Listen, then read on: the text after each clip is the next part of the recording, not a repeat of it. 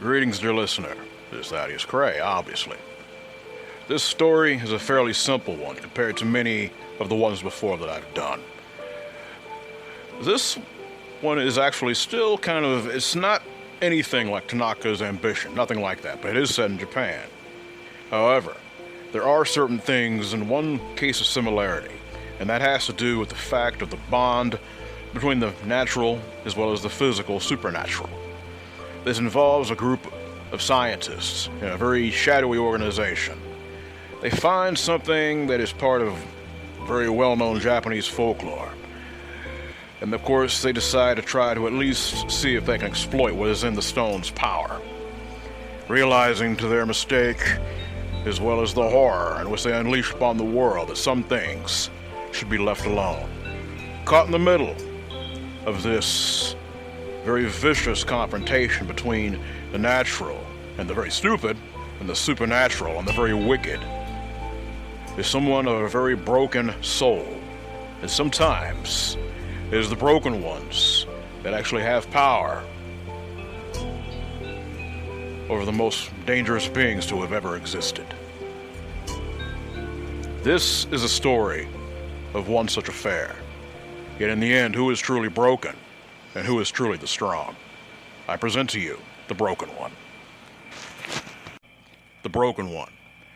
Dr. Amanda Swanson stood before the massive stone, known as the Shisoseki, as it was being carefully moved into the containment unit near the hot spring of the Toshiki Prefecture. The stone, once a tourist attraction, now held a dark secret within its ancient core.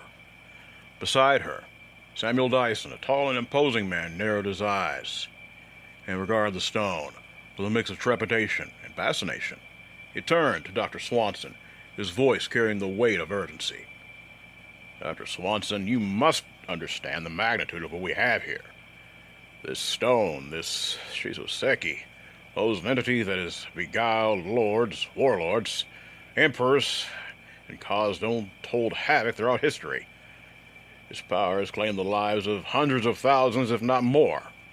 The woman nods, her eyes fixed on the stone's intricate patterns and ominous aura.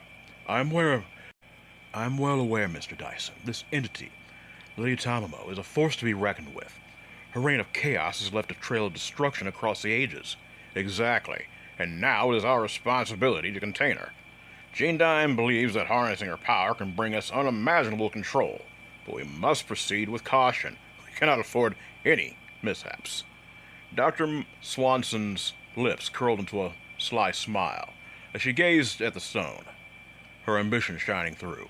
Rest assured, Mr. Dyson, I understand the risks, but I also recognize the potential. Lady Tamamo's power, once under our control, can make us unstoppable. We will contain her, study her, and potentially unleash her destructive capabilities when the time is right. Samuel's gaze grew more intense. His voice tinged with the concern as well as mixed with caution. I hope you understand the consequences, Dr. Swanson. This entity is not to be trifled with. Her escape could bring catastrophic consequences on all of us. Her eyes glinted with a mixture of determination as well as a hint of darkness. I understand the risks, but sometimes one has to dance with the darkness to achieve greatness. Lady Tamamo will be our key to power, and I will ensure she remains under our control. The man simply is silent, listening to what she has to say, but also observing what is going on around them. As the containment unit sealed shut, locking away the ancient entity, the stage was set for a dangerous game where ambition and dark forces collided. Little did they know that their actions would set in motion a series of events that would shatter their world and unleash a wave of chaos beyond their control. Dr. Swanson let out a mocking laugh, running her hand through her hair. She commented to Mr. Dyson, the large black man looking back at her. And with this she spoke. Can you believe it, Mr. Dyson?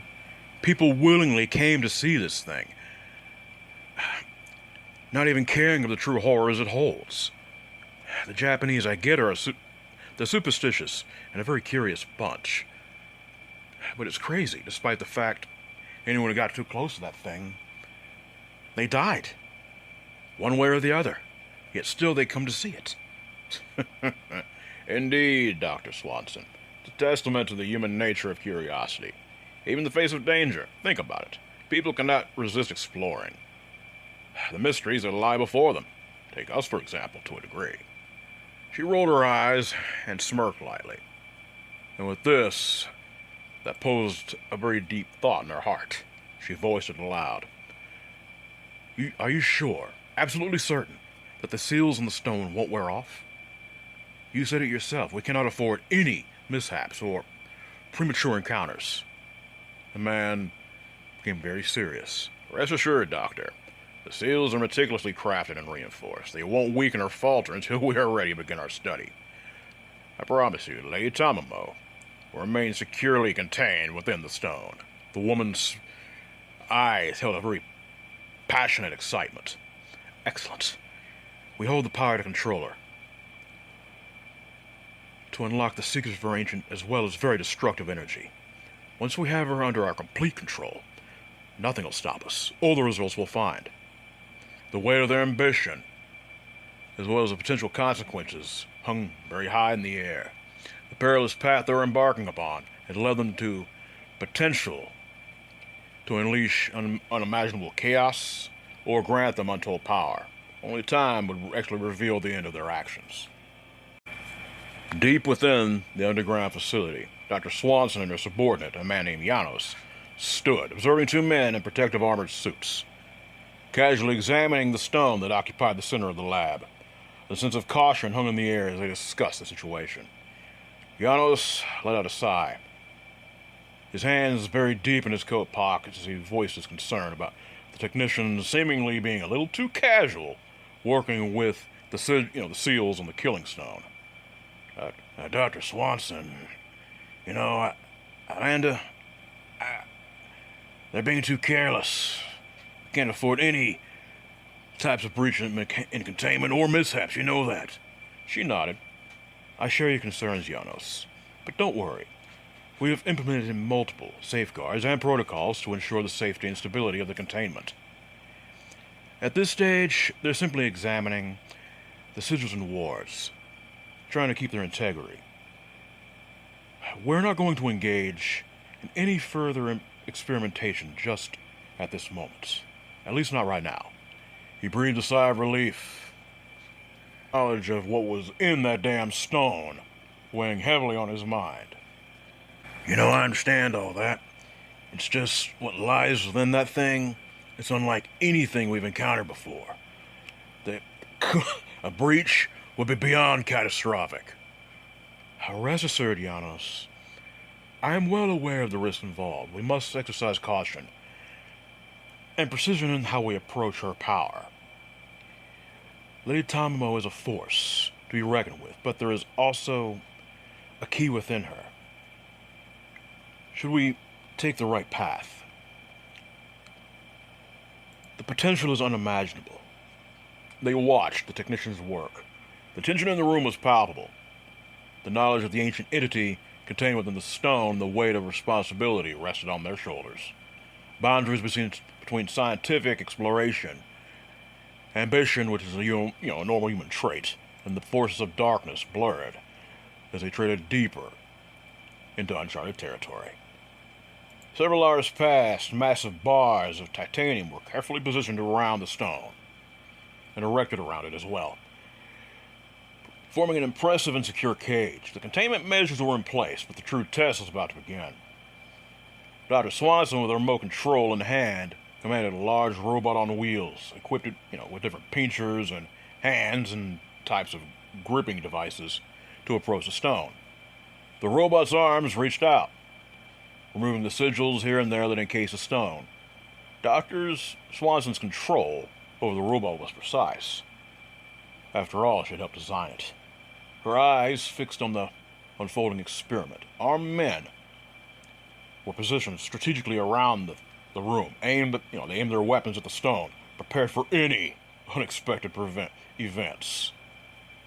A mysterious glow emanated from the stone, casting an eerie light across the lab. The atmosphere grew tense as the cage itself seemed to react to the stone's power. Sigils etched into the titanium bars, intricately crafted by Shinto priests, began to activate, their glyphs of warding coming to life. A crack appeared in the surface of the stone, sending shivers down the spines of all present. The anticipation and apprehension in the room were palpable, as everyone braced themselves for what could happen next. The once solid stone crumbled to dust, revealing a naked woman within the titanium cage. Her ethereal beauty surpassed that of any mortal being. Her features exuding an otherworldly allure, her narrowed eyes, unmistakably vulpine, or like that of a fox, conveyed a sinister mix of cunning and amusement. She towered at 8 foot tall. She commanded attention, her long hair cascading down to the floor, spanning a length of 3 feet behind her, adding to her mesmerizing appearance. The transformation completed, her hands elongated into large, very sharp, claw-like appendages. With a tilt of her head, she wore a smirk, fully aware of the effect she had on those who beheld her, especially men. Dr. Swanson, in awe of the extraordinary being standing before her, could hardly believe that Lady Tamamo was finally free. In her heart, however, a prayer silently formed, hoping that the titanium cage would prove strong enough to hold her unleashed power. The atmosphere in the room shifted. A mix of anticipation, trepidation, and fascination. All eyes were fixed on this strange being, as if awaiting her next move with bated breath. Janos, mesmerized by her appearance, couldn't help but express his awe. He turned to to Dr. Swanson and remarked that the creature before them was the most beautiful thing he had ever witnessed. Rolling her eyes at the man's sentiment, she wasted no time giving orders. She commanded, the armed men to approach Lady Tamamo cautiously, ensuring their guns remained raised and their gazes averted. To add another layer of precaution, 2 large mastiffs were kept on leashes, a clear indication that the staff were very aware of Akatsune's aversion to canines. Lady Tamamo, basking in her full-figured new beauty, emitted a soft, amused laugh as her vulpine eyes locked with Dr. Swanson's gaze. Kitsune taunted the nervous human, proclaiming that she had been waiting for a fool like her, someone curious and eager to delve into the unknown, and foolish enough to try to unleash her. Janos, he sensed an impending danger. His eyes widened, and he observed that the sigils on the cage had melted, along with some of the bars themselves. Oops! A sense of urgency gripped him, urging him to retreat from the proximity of the unleashed entity. The tension of the room escalated, each person aware that they are very much at the mercy of an ancient and powerful being. The 2 mastiffs were released from their leashes. The lady that was Lady Tamamo's snarl pierced the air with lightning-fast reflexes. She raised her hands effortlessly, intercepting the lunging canines midair. Her grip tightened around their necks, and with a swift, calculated motion, she snapped them. Their necks, that is, ending their lives in less than an instant. The lifeless bodies of the dogs were tossed aside, discarded as if they were mere playthings. Her demeanor remained calm and composed, her actions a chilling display of her immense power and control. The room fell silent, the air heavy with a mixture of shock, fear, and awe. Dr. Swanson and the others present could only watch in disbelief as a seemingly invincible creature had dispatched the once threatening animals with ease. The chilling realization dawned upon them that they were dealing with a force far beyond their comprehension. As Lady Tamamo's snarl echoed throughout the room, her canines elongated into razor-sharp fangs, exuding a very lethal aura. Dr. Swanson's panicked voice pierced the air, commanding the men to take down the creature in a desperate attempt to subdue her. They aimed bright lights directly at her, hoping to blind and disorient her. For a brief moment, the intense light seemed to stun the woman, causing her to falter. But just as quickly, her eyes blazed with an otherworldly power. With a wave of her left hand, the lights burst into flames, engulfing the unfortunate men who wielded them. Their screams of agony were drowned out by the crackling fire, as well as the scent or stench of burning flesh. Bullets were fired in rapid succession, only to freeze in midair, as if halted by an invisible force. The air around the Kitsune crackled with an energy that defied comprehension as her rage intensified. 3 distinct stripes appeared on each of her cheeks, marking her as a supernatural being of immense power. In an explosive display of unleashed fury, Tamamo released a blood-curdling scream. The sheer force of her vocal outburst sent shockwaves reverberating through the room, obliterating the closest group of guards into nothing but swirling dust particles. The remaining personnel stood frozen in terror, witnessing firsthand the wrath and devastation brought by the unleashed power of this entity. The once controlled experiment had become an uncontrollable force of destruction, and they were left to face the consequences. Tamamo's laughter echoed through the chamber as she casually brushed off her shoulder, a mocking gesture towards the feeble attempts to harm her. With a smug smirk, she remarked, "Oh, how amusing it is to present myself immodestly before such pathetic worms like you." In an instant, a magnificent transformation unfolded before their eyes.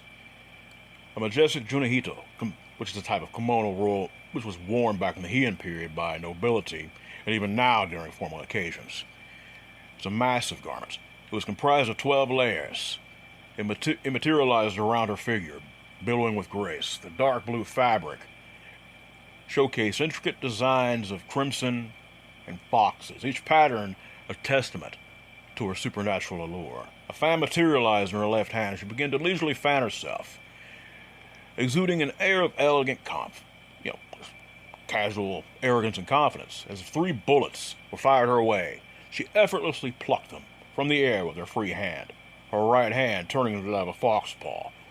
With a mischievous smile, she tossed the bullets to the men who had fired them, fully aware of the dire consequences that awaited them.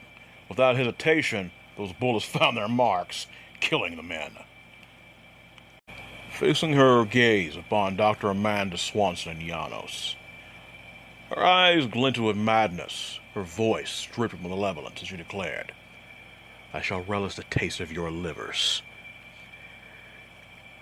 and I shall savor your screams for eternity, for daring to believe you could ever comprehend or control me." Dr. Swanson's face paled, realizing the magnitude of the danger they had unleashed upon themselves. Janos, though filled with fear, tried to maintain a facade of composure, knowing that their survival hinged on their next moves. The air hangs heavy with tension as a blonde woman, clad in a large overcoat, takes aim at Lady Tamamo. The deafening crack of the gunshot fills the room as an armor-piercing bullet finds its mark, penetrating the Kitsune's back. The force of the impact tears through her kimono, exposing the intricate patterns beneath, and her long flowing hair billows out in the aftermath. Her body convulses in response, her once majestic form now rendered unconscious. The room falls into a hushed silence as everyone watches in awe of the sight before them. Samuel Dyson, a stern expression etched on his face, places a comforting hand on the shoulder of the blonde woman, his adopted daughter and head of security. "Good job," he commends her, his voice filled with a mixture of relief and admiration. The room remained still as if holding its breath, waiting for the next turn of events. Once everything was finally locked down and Lady Tamamo contained, everyone decided to retire to their rooms. It had been a very traumatic and lethal experience, leave it at that. Janos looks at Amanda with a mix of concern and empathy. "Amanda, I understand that you've been hurt in the past, but it's not fair to project that onto Jonathan. He's your son. He deserves your love and support. You don't understand, Janos. He's a constant reminder of my failed marriage and the pain I went through. I can't just forget about all that and magically become a loving mother." The man leans closer, his voice gentle but firm. "I'm not asking you to forget. I'm asking you to find it in your heart to forgive and give your son a chance. He's intelligent. Despite his inability to speak, he's still a human being with feelings. Feelings? What feelings? All he does is stare at me with those empty eyes, a constant reminder of my own failures. He places a hand on her shoulder, his voice filled with sincerity. There's more to Jonathan than meets the eye. And just because he can't speak doesn't mean he can't feel. He needs your love and acceptance, Amanda. It's never too late to change. Her gaze softens for a moment, but then she shakes her head. No, Janos, I can't. It's too late for me to be a mother to him by now. He's 19 as it is. I've made my choice, and I'll have to live with it. The man, his eyes show a disappointment in his gaze, and there's sadness in his voice. But he understands her decision in the end. He can't force her to change her heart or her mind. I understand, Amanda, but just remember that love and forgiveness can heal wounds.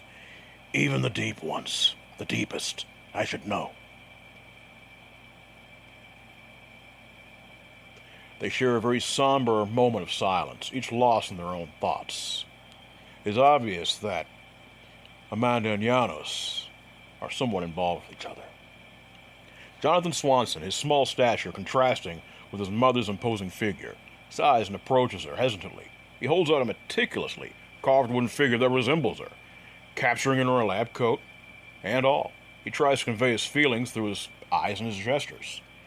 The boy gestures towards the wood carving, his eyes filled with hope. Dr. Amanda Swanson, her face contorted with anger and frustration, takes the wood carving from his hand and throws it aside. I don't want anything from you. Stop bothering me with your useless gestures. Can't you see that you're nothing but a burden and that I'm busy? His expression falls, hurt and pain evident in his eyes, as he retreats, feeling rejected once more. And with this he returns. And with his heart full of affection, he carefully writes a note expressing his feelings to his mother. With trembling hands, he hands her the note, hoping to bridge the emotional gap between them. However, as she reads it, his heartfelt words, her face contorts with rage. Without a moment's hesitation, she delivers a forceful slap across his face, leaving a stinging sensation. Her voice filled with fury, she screams at him with disdain. She wishes he had never been born. She tells him this, her words striking deep in his wounded soul. Leave me alone, she commands, her voice laced with venomous hatred. The pain of rejection weighs heavily on Jonathan's heart as he retreats. The hope for his mother's affection and love shattered once again. Amanda finally talks with her colleague and lover Janos once more. Yes, I understand your concern, but you can't keep treating your boy this way. It's not good for your mental health or his. He may be mute, but he's still a human being with feelings. Feelings? Like I said before, he's a burden. He always reminds me of my marriage. It never worked. And he can't even speak. What good is he? Now, you know me, I'm not exactly the poster child for morality. But hell, look where we work, right? But even I have to admit, your treatment of him is beyond cruel. It's almost impressive. How heartless you can be. What do you care? You're just as morally bankrupt as me. True, but even I have lines I won't cross. And watching you tear down your own son is a line I can't ignore.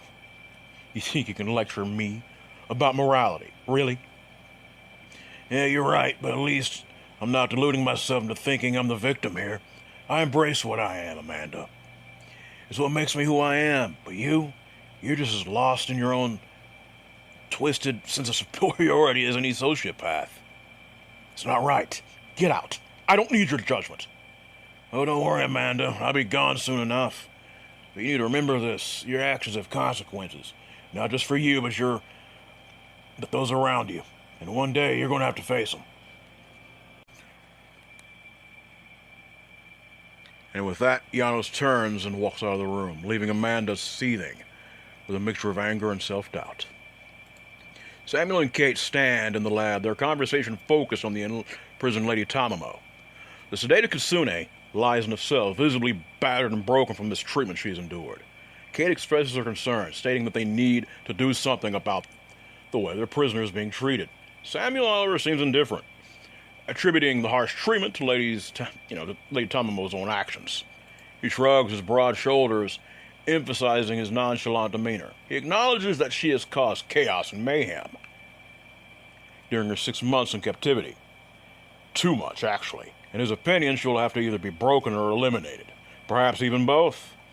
Kate's face contorts with a mixture of understanding but also disgust. She agrees that Lady Tamamo's actions have been very disruptive. Oh, you think?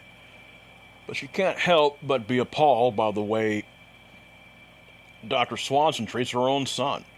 The man defends Dr. Swanson's approach, emphasizing she gets results. Basically what Kate is saying is, how can you trust someone who treats her kid that way to actually oversee a massive facility like this? And in the end, this is where he continues. He basically says, ultimately what matters in their line of work is the end result. She gets things done. He admits also that he doesn't care about her personal life or how she treats her son. Kate nods, indicating her understanding, but, what they do, they have to make hard choices. Because they work for very powerful, influential people who make very negative choices, if you get my drift. But she's still disappointed about the situation. The scene captures the conflicting perspectives between these two. Samuel, who, he believes in prioritizes results over empathy, and Kate, who is troubled by the mistreatment of both Lady Tamamo and Dr. Swanson's son. Dr. Swanson's grin widens as she engages her cell phone, seemingly thrilled by something. Samuel, growing increasingly impatient with the distraction, demands to know what has her so elated. Dr. Swanson reveals that her son turned 19 3 days ago, and their insurance policy will cover accidents that befall him. Samuel's annoyance turns into amusement as he inquires about the amount of coverage. The woman confidently states that it's a hefty sum of $250,000, $250,000. The bald man, very intrigued by the opportunity, proposes a deal. He can arrange something to happen to her son, but in return, he expects a third of the cut. Despite her disdain for Samuel, Dr. Swanson recognizes his resourcefulness and harbors a deep respect for his abilities. Curiosity piqued, she asks him what he has in mind, signaling her willingness to entertain the idea. The room buzzes with attention as they contemplate the possibilities, their shared desire for results, driving their dark conversation forward. Swanson's expression turns ominous as she reveals that she might not even need to rely on her own contacts anymore.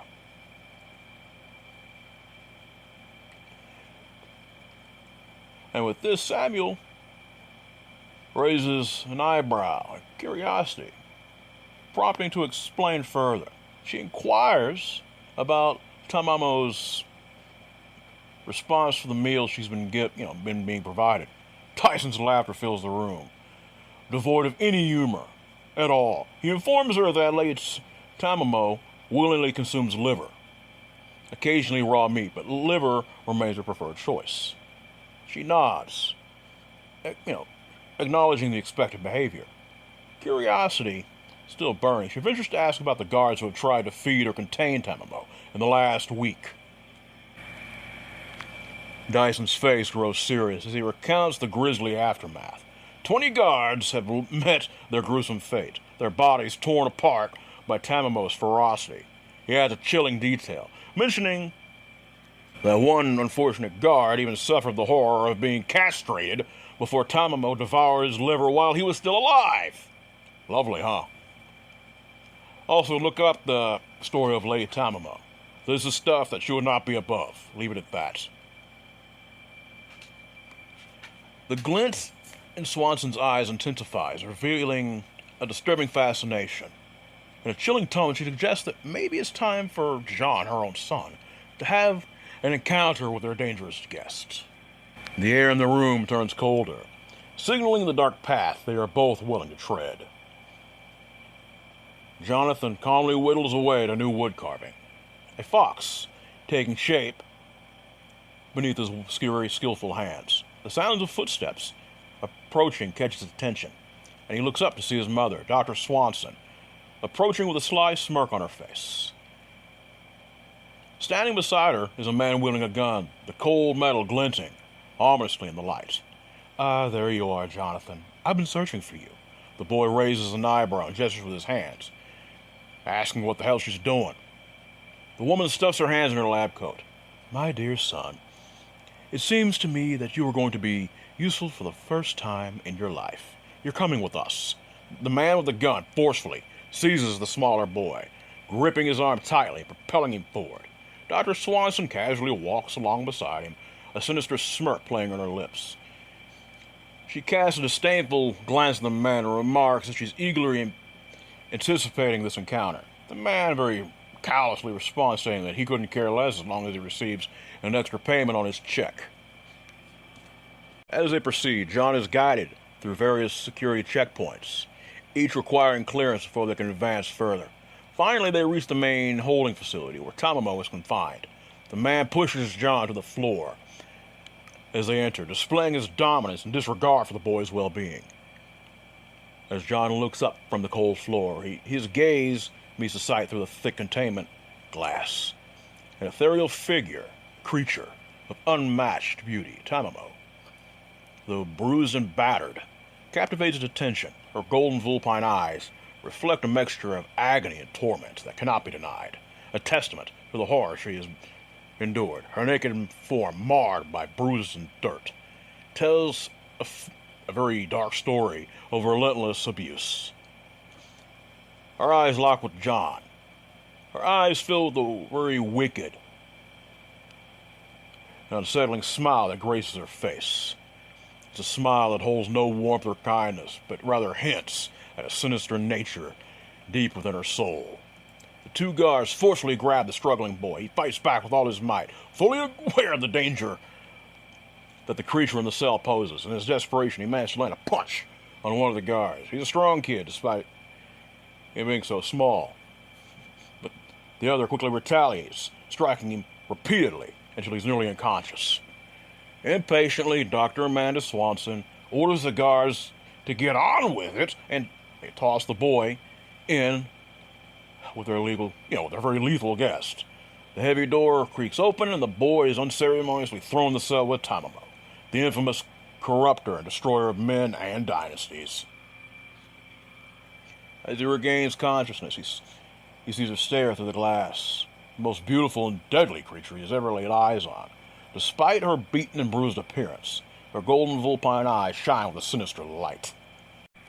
She smiles at him, a seductive expression on her lips that chills him to the bone. Her hair cascades around the cell, a wild and untamed mane that contrasts with her bruised and battered form. With a predatory grace, she advances toward the boy, her feral eyes fixed on his trembling figure. She seizes him by the throat, her grip tightening, and a sinister smile curls on her lips. "Are you afraid, little one? Can you feel the weight of your own mortality in this moment? Your fear is an exquisite flavor, like a delicate spice that seasons the hunt." She lifts the boy higher. He cannot speak, obviously. Her grip is unwielding. Her hand extends towards his side. Her nails elongate to raise her claws. She leans in, her breath hot against his skin. "Tell me, child, can you sense the hunger that rages inside of me? Can you taste the primal desire coursing through my veins? Your fear nourishes me, fuels me. It is a delectable feast I cannot resist." She narrows her eyes, the intensity of her gaze piercing through his soul, demanding a response. "Speak, child. Let your fear give voice to your answer. Is this terror that grips you now?" And with this, she lifts him up further. She sniffs his neck. She quite literally asks again for him to speak. "Speak, boy. You have no respect for the divine, do you?" She tosses him to the side, letting him go. "A broken gaijin fool. Feeding from you would have no value. You should be grateful you are broken, or else you'll be dead." This is a bold-faced lie, but his situation has given her a little bit of pause for the moment. The boy raises a skeptical eyebrow and tilts his head, silently questioning her. Tamamo, sensing his unspoken inquiry, lets out a mocking laugh. You think you have any comprehension of my greatness? She taunts, her arrogance on full display. The boy nonchalantly shrugs and shakes his head, as to say it doesn't matter since they are both trapped in the same cage. Her snarl intensifies, her rage burning in her eyes as those three stripes appear on each cheek. But just as she's about to pounce on him, to rip him to pieces, she halts and smirks and bursts into laughter. Her laughter echoes through the cell as she exclaims, "You are not just stupid, but the bravest mortal I've encountered in my country since my release. A broken foreigner. How delightfully ironic." Dr. Swanson watches through the monitor, furious. She can't believe her son is still alive after being thrown into the cell with Tamamo. Samuel looks at her calmly, standing next to her. He tells her that regardless of the money, he could care less in the end. He desires for his employers to have results first. He stands next to her. John's not going to be removed, he tells her. And because of this, and the fact his employers are wanting results, John seems to be bringing in more results than any before him, because everyone else brought in before the boy was torn to shreds or worse, and then torn to shreds. The woman takes a deep breath and concedes, admitting that Samuel has a point. John looks at Tamamo with a mixture of surprise and suspicion. She speaks to him with a tone that implies a level of understanding. She asks him, "Do you know what it's like to be trapped for centuries?" Of course, the boy shakes his head, his expression softening slightly. "They fear what they do not understand. They will always fear me." The boy he nods in agreement of that, because it's kind of evident from, from the things he's seen as well as what he knows she's capable of. The weight of her words actually hit him pretty hard, though. She speaks again. Her tone unexpectedly gentle. "I am sorry for what they have done to you, John." He's taken back, not expecting any apology from a creature like this. She continues, "You didn't deserve to be thrown in here, but I am glad to have your company." He looks at her, the sheer surprise clear on his face. Later on, once food is provided, of course, usually it being a raw beef or liver or even, some unlucky bastard that may be pissed off one of their superiors and they're thrown in. And with this, Tamamo scowls at John and extends a piece of liver towards him. She sternly demands, "Eat. You need sustenance, unless you're a fool who craves death." The boy's face contorts into anger. He reluctantly accepts the offering and takes a bite. She smirks, pleased with his response. "I knew that would provoke a reaction. You may be a fool, but you're not one who seeks death. I can work with that." He extends the remaining portion of the liver towards the towering entity. She shakes her head, refusing the offer. And with this, he shrugs and takes another bite, his eyes never leaving Tamamo's gaze. The kitsune observes him intently before tilting her head and stroking her chin. She reaches out through him telepathically. You learn quickly, Kareto Mono. How is it? Kareto Mono. No need to pity me. The boy nods. And with this she speaks. "Understanding is a dangerous game, little one, but I find your lack of submission intriguing." The boy gestures with obvious determination, as if shaking his head. That's not what he's about. She chuckles. "Indeed, you are quite amusing, Kareto Mono. Embrace your brokenness. It can be your strength." He gazes into her eyes, communicating his questions through his own soul. The woman can obviously read the spirit or even the mind. She smirks and responds audibly, her voice filled with a mix of amusement and disdain. "Kareto Mono means broken one." The boy chuckles mutely, nodding in acknowledgement. His attention shifts to the soldiers stationed outside the cell, and then back to the woman. She narrows her eyes, sensing his thoughts, obviously. They are mere playthings to me, Karatamano. I have dispatched over 75 of them during my 6 months of captivity.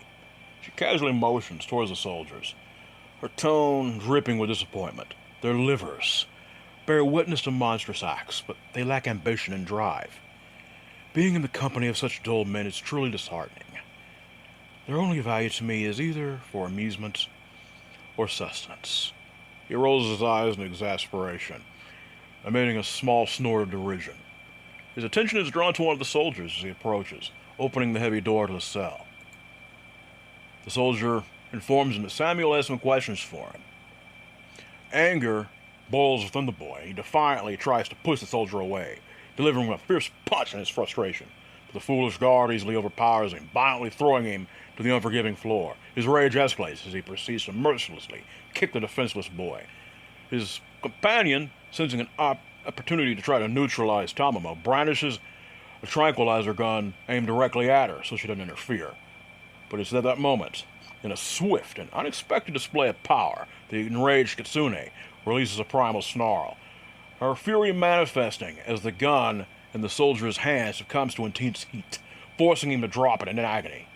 The distraction proves fatal as the woman seizes the moment, her clawed hand seizing the hapless soldier's body with inhuman strength. In gruesome prowess, she tears out his liver, a chilling testament to her lethal prowess. Simultaneously, the other guard who had been kicking the boy becomes the site of her wrath. With a force fueled by centuries of pent-up rage, she hurls the poor bastard towards the solid barrier of the cell. The impact quite literally crushing his skull and breaking his neck. It's a death sentence, obviously. 3 others, driven by a mix of fear and desperation, attempt to seize John, their hands reaching out with malicious intent. However, Tamamo, the towering entity, swiftly intervenes, her massive arms encircling John's waist and yanking him protectively into the corner of the cell. With a gentle but firm hold, she cradles him in her lap, her voluminous hair cascading around them like a protective shroud. Amidst her laughter, she mocks the feeble attempts of the guards, likening their futile struggles to the anguished cries of dying children. The guards, now overcome with terror, hastily slam the heavy door shut, their faces etched with a mixture of awe and dread. The resounding thud echoes through their chamber, sealing John and Tamamo within their shared sanctuary. He trembles, his body overwhelmed by fear and adrenaline. He forces himself to steady his breathing, his eyes filled with a mixture of trepidation and determination. As Tamamo runs her hand across his cheek, he feels a strange sense of both vulnerability and gratitude.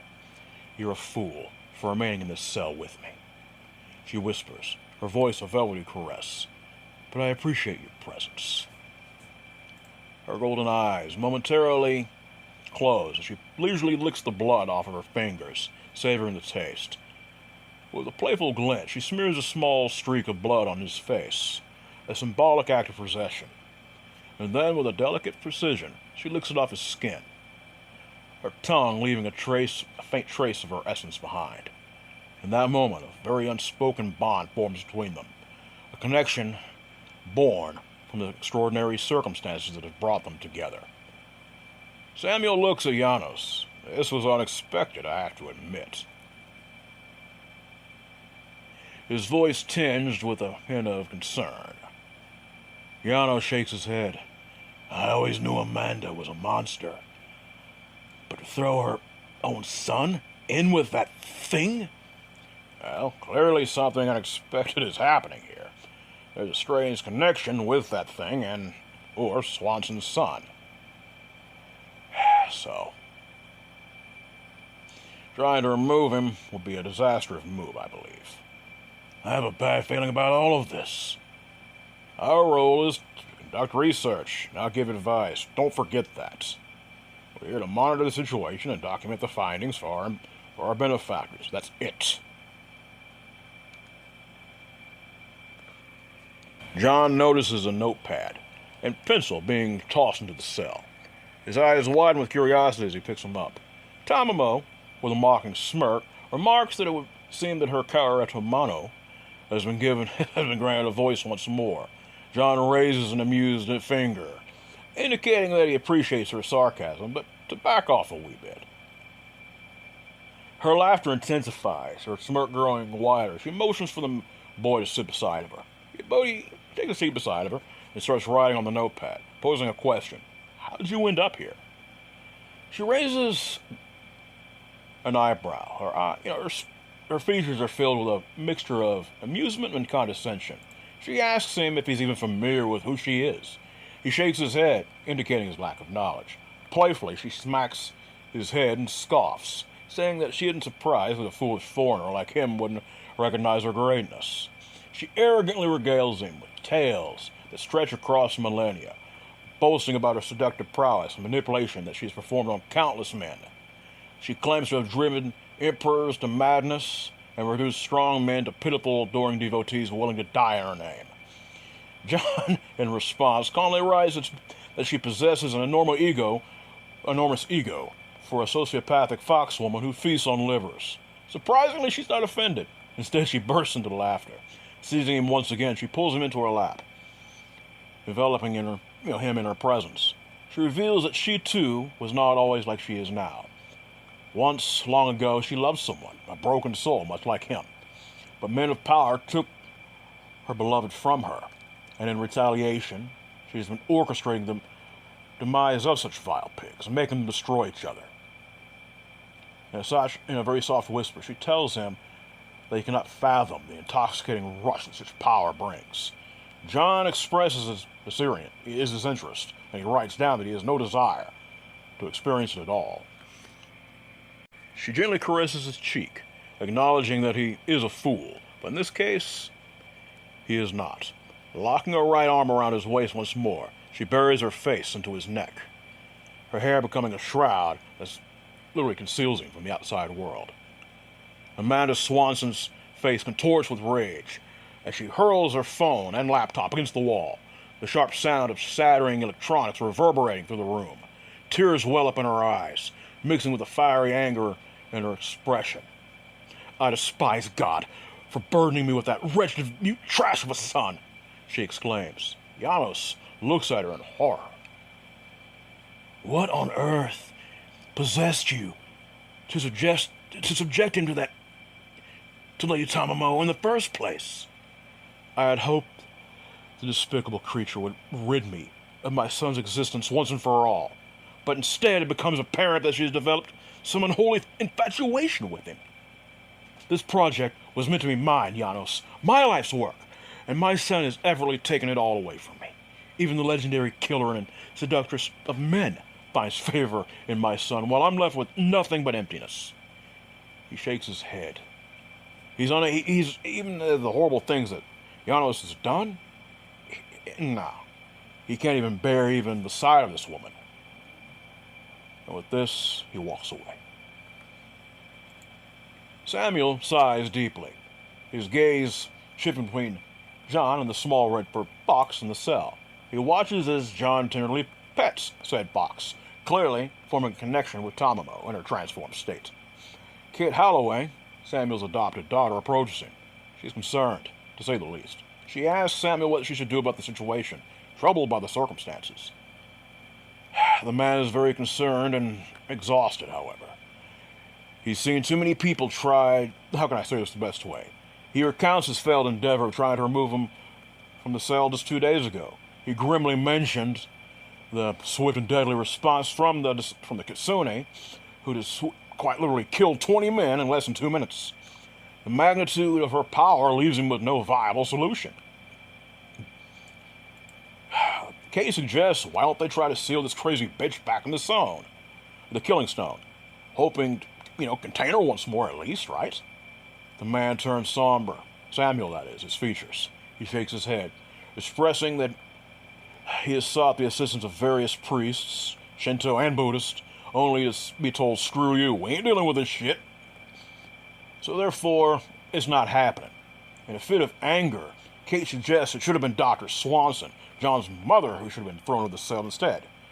The man actually, at this moment in time, after all this happened, agrees. He recognizes the chaos that Dr. Swanson has caused. Kate suggests they should gather the data they've collected from their experimentation and try to put her down. We have enough information to end her. Why not take the risk? It's not that simple, Kate. She is the most powerful entity we have ever encountered. 2 dynasties in China have fallen because of her, and she's one of the 3 deadliest yokai in Japan. We can't just take her down. It doesn't work that way. I wish it did. And with this, because of that type of negative talk, it can get a person down. So Kate tries to change the topic. She asks if he thinks the Kitsune is simply toying with John. And with this, Samuel surprisingly responds clearly, no. I've seen that woman play with men, break their minds, and even driven a few of them to take their own lives. No. I believe that for some reason, John there has gained her affection. There's no doubt about that in my mind. In the cell, John looks at Tamamo, who has shifted back to her larger humanoid form. He tilts his head as the woman calmly asks why he cannot speak. John gently places a closed fist against his throat and pushes in gently, indicating the reason. He then writes down the story of his bone disease and how his mother punched him in the throat when he was only 6 years old. This is the reason he's so small.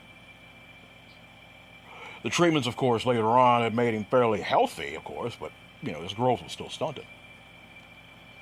He explains that due to the treatments needed for his condition, the reverse, any type of surgery to reverse the damage wasn't happening. So he's pretty much stuck as he is. But the memory traumatizes the boy. He cannot shed tears even now, but he shakes violently. Tamamo, with a touch of sadness in her eyes, pulls the boy into her embrace once more, her long hair spilling over both of them. She whispers softly that since he is unable to shed tears, she will do so for him, burying her face into his neck. She lets her tears flow, staining his tattered shirt as she holds him tightly. Dr. Swanson awakens to find herself face to face with a translucent figure. The form is ethereal with a ghostly presence. As she gazes upon it, she recognizes the flowing 12-layered robe that she had seen Tamamo wearing before in the initial encounter. The avatar of the woman places her hands gracefully within the phantom sleeves, tilting her head slightly. She addresses Dr. Swanson, questioning whether her slumber had been her sleep has been restful, considering the pollution that taints her son and her soul and body. She even says as much. Have you had a pleasant sleep, Doctor? Despite the contamination that engulfs your soul and your body? The woman's rage flares, and she demands an explanation from the avatar, explaining why it has intruded into her room. The avatar calmly fans itself, a serene smile gracing her ethereal features. She expresses her disbelief, mentioning that in her millennia of existence she had never anticipated crossing paths with her broken one once more. It's obvious she is an entity that believes, like with a lot of the old Asian beliefs in reincarnation and the afterlife, just like most human beings do anyway, in one form or another. The avatar continues, seemingly disregarding the doctor's presence, but she shares her thoughts on John.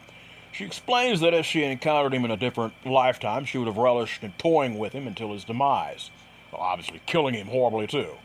However, something unexpected occurred during their time in the cell. John's kindness and bravery towards her. It forged an unbreakable bond between the two. I must admit, dear doctor, that I am intrigued by the violence and the darkness that shrouds your soul. Circumstances have dictated that I introduce you to a level of suffering that you have never experienced before. It seems fate has intertwined our paths, and I find myself drawn to your essence. In a mixture of fear and defiance, she questions mockingly Tamamo's avatar of her intentions with her essence. It makes no sense. However, the avatar's serene expression twists into a scowl, her eyes blazing with intensity as she dismisses the doctor's mockery, asserting her superiority. Do not dare to mock me, a being far above your station. Listen carefully, for I shall enlighten you. I shall not only partake in your suffering, but also a feast upon your soul as retribution for even daring to entertain the thought of touching my broken one. Her voice resonates with a terrifying authority, leaving no doubt that she intends to carry out her ominous declaration. 2 months later, his curiosity piqued by Tamamo's her statement. The two have spent 2 months in this time together, as stated before, and despite occasional disagreements, they have become inseparable. Sensing his unspoken question, she responds with a mischievous smirk. Yes, my dear Karatomono, I could have left this place long ago, without any hindrance, but I have been waiting patiently, biding my time, even before your arrival, for the opportunity to reclaim my rightful place among yokai and humans alike. Centuries ago, I was a force to be reckoned with, until I was trapped within that accursed stone. Now, I remain here to feast upon the suffering of those wretched souls. Here, growing stronger with each passing day. He nods in understanding, his eyes reflecting his support for her. After all, she's been good to him. He writes down his well wishes for her and his success when she escapes. In response, her laughter fills the air, echoing with a touch of warmth. She wraps her arms around his waist, pulling him into her lap. She whispers into his ear. Their closeness intensifying. My dear fool, I am not leaving you behind. When I break free from this place, you shall come with me. Together, we shall embark on a new journey, bound by our bond. Her words carry a mixture of affection and determination. She kisses his cheek. The weight of her decision settles upon them both. The woman gracefully sets him down finally, after she stands. Her gaze is fixed on him with a regal air, with a commanding presence. She declares these past acts of vulnerability, revealing that it was all a calculated play to manipulate these men like puppets on a string. And with this, the Junohito, which she had been wearing in the original encounter, materializes. Of course, they had thought they had taken it off of her, possibly even burned it, draping now over her naked form. Its intricate designs of cranes and orchids, it apparently looks different at this point, emanating from a radiant glow in shades of blue and white. In her hand, once more a fan materializes. She begins to cool herself while deep in thought. I reveled in appearing vulnerable, my dear Karatomono. It has been a delightful game, pulling the strings of these foolish men to dance at my whims, and they had danced indeed. She picks him up and folds him within the voluminous sleeve of her kimono, shielding him from prying eyes as she directly looks up towards the surveillance cameras. Her laughter resonates softly, its undertones laced with mischief and weakness. Not weakness, but wickedness. It feels as if her eyes possess the power to penetrate the soul with their sheer intensity. Let them watch, these feeble watchers. Let them bear witness to the unfolding of our grand performance. They too shall see the true extent of my power, my cunning, and my insatiable thirst for triumph. She continues to fan herself. A gaze of confidence, and melodramatics obviously, and authority surrounds her, leaving no doubt about her determination to seize control of her destiny and unleash her full potential upon the world. And with this, we now pan over to Dr. Swanson and Kate Holloway. I haven't slept in a week. I'm exhausted. Kate Holloway, clad in a trench coat, shows no pity for the doctor's plight. She relentlessly interrogates her, holding her accountable for the recent turn of events. The escape of Tamamo, along with John, has thrown the facility into chaos. The surveillance footage on the monitor reveals a massive red fox the size of a freaking Bengal tiger, with John safely ensconced within its massive tails. The creature prowls through the hallways, leaving a trail of bloodshed and carnage in its wake. Kate, seething with anger, demands an explanation from Dr. Swanson. She vehemently questions the decision to confine her son in that cell, as it has evidently provoked the Kitsune's escape. What were you thinking? Throwing your own son into that cell? Look at this. We're dealing with a rampaging Kitsune right now. It's killing everyone. The woman screams in desperation, acknowledging her lack of understanding. I don't know. I don't know what I was thinking. I never anticipated this. We have to find them before someone else gets hurt. Kate, fueled by desperation and anger, pulls out her gun and very calmly presses the barrel of it against Dr. Swanson's temple. The woman's face contorts with fear she realizes what could very quickly be happening. Kate screams at her voice filled with fury and despair, demanding that she get up and find Samuel. Of course, that's her adopted daddy. The threat of violence is very quick in the air, let me tell you. With a very swift motion, she handcuffs Dr. Swanson, forcefully guiding her down the restrainingly lit hallway. She doesn't do anything stupid. The doctor stumbles, her movements, of course, hindered by fear, and the handcuffs don't help. In the midst of their frantic search, they unexpectedly come across Janos, a figure, muttering to himself, a gun tightly clutched in his hands. Kate's voice breaks the corridor, filled with urgency and determination. She screams at Janos to drop the gun. His gaze clouded by the enchanting influence of Tamamo's glamour, betrays his obvious deep-bound allegiances to the Kitsune, possibly a suggestion that had been placed in right during the day of her release.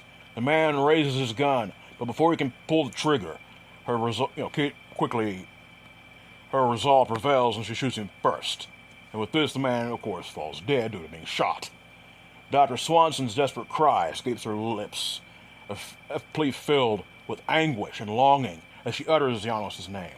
Despite all the bullshit they went through, and of course, their backbiting and even backstabbing, she cared for the man in her own deranged way, I guess. Despite their broken relationship, her feelings never left. However, Kate, fueled by her anger and grief, forcefully shoves the other woman forward, blaming her for the man's death. In the midst of their tumultuous exchange, Amanda finally retorts and says, she tells Kate, "Fuck you, go to hell." But Kate, very calmly, presses her gun, the barrel of it, into Amanda's back. And she says, "You better keep moving. We don't find my father, they ain't gonna be finding you either." And needless to say, they made their way to Samuel's office. And with this, they find him dead. He ain't got no eyes in his head. And needless to say, much of his face is also missing. There's also a big gaping hole in his side. Needless to say, the fatal blow, however, is the fact that he has no liver in his body at all. You can kind of tell from the gaping hole in his right side. Would you like a Chianti or some fava beans with that? Moving on. There's a note on his desk. Kate collapses to her knees, her anguished cries reverberating through the room, filling the air with heart-wrenching sorrow. You can tell, hell, she lost the man she considers her father. That's a hard thing to deal with, man, let me tell you. However, Dr. Swanson grabs the note. It's written very elegantly.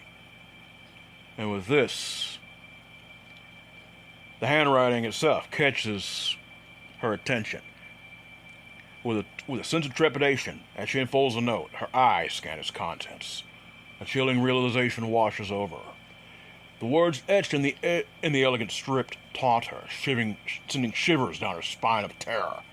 They speak of her actions, rendering her a broken one, unable to shed tears. It ominously promises that a deluge of tears await her in the near future. The room grows colder. The silence, heavy with a foreboding presence. The weight of that message hangs deep in the doctor's soul, causing this guilt of what's going on, the death. However, Kate, needless to say, as Kate keeps screaming, it's all of a sudden cut short. There's a very tall figure, dressed very majestically.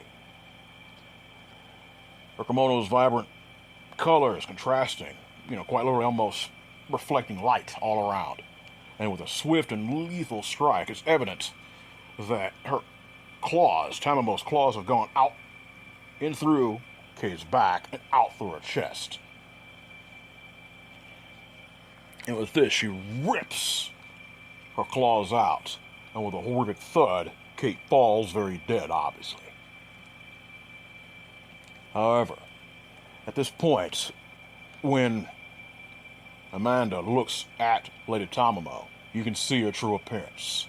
Her towering presence commands attention, a manifestation of power and otherworldly beauty. 9 tails materialize around her, ethereal flames dancing along their length like a mesmerizing fan of fire. With a wicked smirk, her eyes gleaming with a mixture of amusement and sadness, she kneels down to meet Dr. Swanson's gaze. Because she herself is so traumatized, she's buckled to her knees. She whispers into the weeping doctor's ear, relishing the dramatic irony of their encounter. Her words echo with a macabre sense of satisfaction, emphasizing her twisted enjoyment of manipulating events to her liking. And with this, Amanda looks to the kitsune, possibly the oldest one of her kind. I'm not going to beg for my life. Oh, I know you won't, but I won't kill you. Not yet. Her hot breath is on the woman's face. I've marked you, little one. You'll always be in my sights, and when the time comes, I will take great pleasure in seeing you suffer. The woman tries to pull away, but Tamamo's grip on her throat is too strong. Please, let me go. I won't tell anyone what I saw here. The kitsune laughs, a sound like tinkling bells. Oh, my dear, I'm not worried about you telling anyone. No one will believe you even if you do. She releases the woman, who falls to the ground, coughing and gasping for air. She turns to leave, but pauses in the doorway. Remember what I said, little one, she says, looking back at Dr. Swanson, and know that I always keep my promises. Jonathan reaches out and grabs Tamamo's hand, looking at her with a mixture of curiosity and trust. She gazes down at him, her expression softening. Her tail is continuing to sway behind her, creating a mesmerizing sight. She chuckles as she sees a smirk on John's face and carefully smacks him with her folded fan. Promises, promises, he writes. And she reads his note with amusement, promising to devour him, but assuring him he will enjoy the experience. She lifts the young man into her arms. Her elegant attire wrapping him around, quite literally wrapping around him because the sleeves are so voluminous, providing a sense of comfort and protection. She whispers to him, calling him a fool for suggesting that she spare his mother, but acknowledging the irony it brings. He snorts lightly, and she playfully smacks him with her fan again, warning him that she still might eat his liver. And he hands her another note, which says, of course, promises, promises. She smirks, and with this, she continues carrying John past the trembling figure of Dr. Swanson. Her robes swish behind her, and her tails quite literally sway gracefully. She looks back at the doctor and speaks softly, her voice filled with a mix of vindication and amusement. She explains that while Dr. Swanson will be left to her eternal loneliness, Jonathan, her son, will experience the value and love he deserves for all eternity. And with that, Tamamo carries Jonathan away into the darkness, leaving Dr. Swanson to contemplate the consequences of her actions. As the kitsune walks away, Dr. Swanson's gaze locks with her own son's sorrowful eyes, peering out from the protective embrace of Tamamo's kimono robes. It's those eyes. In those eyes, she glimpses a profound sadness, a longing for a different outcome that can never be achieved. The woman's heart wrenches with the desire to scream out an apology to her son, to beg for forgiveness. But deep within, she knows the truth. It is not her son who is broken, but her own spirit, now at the mercy of one of the most malevolent entities to have ever graced the earth. She watches as Tamamo carries her son away completely, his eyes still reflecting the weight of their shared past. In that bittersweet moment, the woman realizes the twisted irony of it all. The entity that she despised and loathed will now lavish her son with love for an eternity, while her own soul remains trapped in the torment of eternal loneliness. It is too late to apologize or utter the word, for some wounds cannot be healed, and some mistakes cannot be rectified. Dr. Swanson finally stands there, a broken figure, in the wake of her own actions, the depth of her regret echoing in the silence. the knowledge that she has lost her son, not only in the physical sense, but also in the realm of love and belonging. It weighs heavily upon her. With a heavy heart, she accepts the irreparable consequences that fate has bestowed upon her as she watches the fading figure of Lady Tamamo and her son disappear into the darkness, leaving her with nothing but remorse and eternal longing for what could have been. And she realizes that she, truly, is the broken one. I hope you enjoyed this story. Again, it was not one of my normal cryptid-related affairs, but I do plan on returning to that very soon. But this was something a little bit different than what I've really ever done before. It's not exactly one that is filled with villains or heroes, but simply those of us who have made wise choices and foolish ones, as well as those of us who are truly considered strong or weak, and where the lines blur. And most importantly, as you probably have guessed, it really shows the value of the importance of truly caring for your own and not letting the past cloud your present. But sometimes, well, if you don't appreciate what you have and you make evil choices due to that, you can suffer in this life and the next. By many times, the object of your hatred, possibly, maybe even especially the innocent, they're going to go on while you are broken. Something to think about. But either way, I figured I would also want to introduce, naturally, the supernatural affair. That's what I do, pretty much, right? Paranormal, supernatural stuff. I wanted to introduce kind of a twist on the old story of the Kitsune. Of course, Lady Tamamo is the most famous of all of them. She's so lethal, she's considered one of the most dangerous spirits in Japan. Leave it at that. She caused all kinds of chaos. Look her up. Believe me, I believe there's definitely a real life she existed, if I remember right, in real life. But there is definitely a scary. She was connected to some scary stuff. Leave it at that. But of course, the old story of the fox spirits and all that. Of course, many times, Hollywood and anime and stuff have made them into ditzy, cute, even sexualized creatures, and definitely they have the an allure throughout history. That's no doubt about it. But the thing is, I wanted to go ahead and bring in how they should be: terrifying, majestic, deadly, quite literally just dangerous. Yet in the end, there's also been stories of individuals who had an endearing quality, mortals, which could actually, let's leave it at this, that would survive because there was either something endearing about them or something that reminded them of their past. This is stuff that is in folklore. You can feel free to look it up. And I wanted to put that element into the story as well, which of course is in the form of, Jonathan Swanson. I just figured, like I said, it's good to indeed, when it comes to supernatural creatures, if you're gonna portray them in a story, it's good to humanize them, but not too much, if you get my drift. There's something to think about.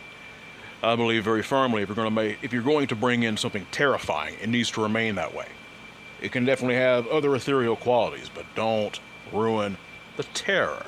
That's what makes a horror story or a fantasy or whatever so good. But that's just my opinion. Either way, I hope you guys enjoyed this, and you guys be blessed. And Luckiest Productions presents an Abel the Founder story, as well as the sequel to The Broken One. I present to you The Broken Path. Senator Michael Whitaker is sitting in a restaurant in Maine. He looks to his watch, obviously nervous. He is afraid of even being here. The fellow has waited long enough. The man has finally gotten a lead on his son's location from a reliable source. The source had tracked the rumored location of his son John Swanson to Japan. This sighting had been over 10 years ago of the boy with Michael's ex-wife, Amanda Swanson. Even as of this moment, the woman's name fills him with hatred. He clenches his fist and exhales. The waitress comes up and asks him what he will have, and he simply opts for vodka straight. She nods and calls his order. It is then that a man which is well dressed, just like the senator in a decent suit. The fellow is slight of build, thin but fit. He narrows his eyes, his hawkish features showing recognition as he smirks slightly. Abel Selinsky makes his way to the table and sits across from the senator. Michael reaches forth, shaking Abel's hand. Abel returns the gesture and speaks, his accent heavy and crisp. "You took a big chance reaching me. As you know, tend to be notoriously hard to reach." Michael responds, "Yes, I know. If I wasn't still in contact with the surviving members of the council, then this conversation wouldn't be happening. However, I am glad I could reach you. I need your help. It's time to call in my chips, buddy." Abel actually sighs and nods. "I suspected as much. If it wasn't for you, I wouldn't have been able to get my identification needed to return back to the Carpathians that are my home. Regardless, what can I do for you?" Michael speaks gently. "I need you to reach out and find my son John. Remember me telling you about him 10 years ago?" Abel responds, "Yes, I do. Your wife, a very renowned scientist studying the subject of Japanese archaeology and also folklore, at least before you and her fell out. And she snatched your son and fled to Japan. You could never prove this." The senator scowls angrily and nods. "Look, Abel, you know, I wasn't the husband of the year. That bitch snatching my boy was something I've not forgiven and I won't forgive. I found out 2 days ago from a contact that he was able to get records from close to a decade ago. Yes, she took our son to fucking Japan, and I need you to get him back if he is alive." Abel perks a brow and asks, "What do you mean, if?" Michael responds that Amanda always resented the fact John had been born with a bone sickness early in life, and he is too aware of the fact she abused their son, yet she had fled before he could stop her. He also knows that John was top of his class in later years, despite being a foreigner in the country when she had brought him to the island nation of the rising sun. Michael explains, "Look, you and I both know that Japan is a real mess right now. It's like something out of Mad Freaking Max Beyond Thunderdome.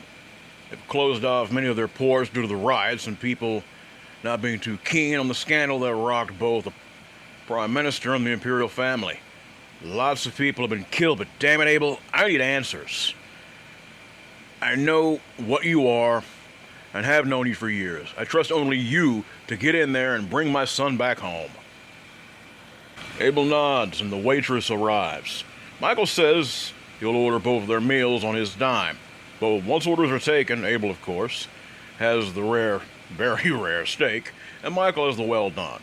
The pre-Caliche asks Michael, "What of your ex-wife?" Michael answers pointedly, "If my son is alive, leave her be. If the Hosebees has killed my John, I will pay you handsomely to simply handle it. Get me?" Abel nods, for he is on the same page and knows too well of Amanda's abusive history with their son. Abel, of course, is a man of few talents that most do not have. He says that he knows there are things Michael is not telling him. Michael explains it's not that simple. He says that there are rumors of supernatural things going on, terrible, wicked things, that he hasn't heard of since the supposed destruction of a certain excavation site in Sudan. Abel smirks, knowing exactly what the man is alluding to. After all, he was the one who had brought the handlers there to find out the truth of the site and the fallout in which many had been killed by the red-headed giant from hell, pun intended. Abel says that due to the need for secrecy, he cannot assemble the handlers again. Yet he can possibly get help from an old friend, one of the original members. Michael says, "Hey, that's fine. I will work with what you can. You need funding, I can help with that as best I can, as long as it's hush-hush, okay?" Abel responds, "You don't need to worry. Give me 3 days, and I will be heading on the way to Tokyo Bay immediately." Michael casually asks Abel what he knows about the current Japanese state of affairs. Abel simply responds, That is why I'm going to talk to an old friend first. I have not been to Japan for decades, and even then, it was under the radar. Vampires are forbidden in Japan, thanks to the edicts from the old shogunate that stand even today. After Japan closed its ports, for the first time centuries ago, even now, it is a death sentence potentially, so I'll have to be careful. Michael looks to the wall and then back to Abel. Look, I know I'm asking for a lot. Abel responds and says, yes, you are, but in the end it is understandable. I'll be calling in the favor as well. I will use what is available to get your son back, but after this, old business is going to be that in the future. Mutual business. No favors. Now be clear. The senator says pointedly, I totally understand. The agreement is made, and the story of Abel's travels to a new nightmare is just beginning. In Brookhaven, Iowa, a stocky man sits across from a larger, younger man.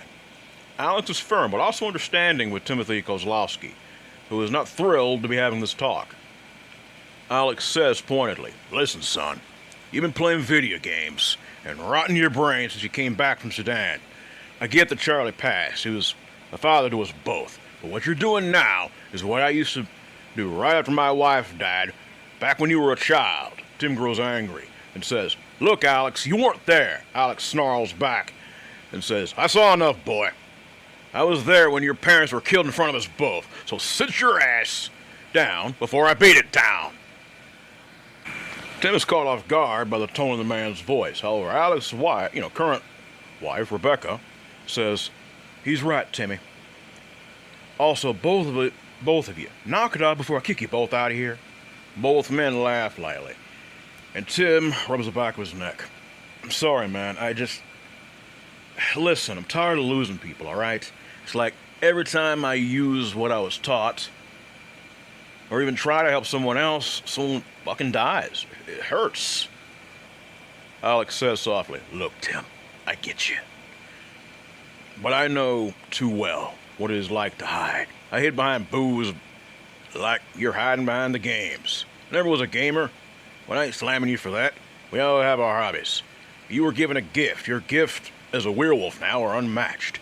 Even by me. You still take the time utilizing what me and Charlie taught you, which is evident. You have my blood in you. When Charlie and myself brought you across, this is your chance to actually make a difference and show Charlie you can do just that. Abel is offering you a chance of a lifetime to see new and terrible things, yes. But you can also help a man find his son. I'm not able to do it anymore. And you know it ain't cowardice. Is that I can't leave Becky alone now. You here have a true chance. Understand? Make your mark and make your stand. Tim simply nods silently, and he agrees. Timothy meets Abel at his private airstrip. The big man looks to the one he considers a mentor, the only werewolf-vampire hybrid to ever exist. Abel steps from his private plane and lowers his hoodie. Despite being one of wealth due to his collecting currency for centuries, he dresses casual. He's always been relatable. Abel asks how Tim has been doing. Tim sighs and says the money he has earned, well over $1 million due to the handlers cleaning house in Sudan, has hardly been used. The man laughs. My game collection on Steam has definitely increased. The laugh is a sad one, devoid of humor. Abel speaks, placing a hand on the younger man's arm. Listen carefully. I understand your pain. I love Charles like a son. Even though, of course, I do not age, my feelings never changed. It might not make sense yet. I want you best. How can I say this the best way? I want you to be best for yourself. That's all good, so where are we going?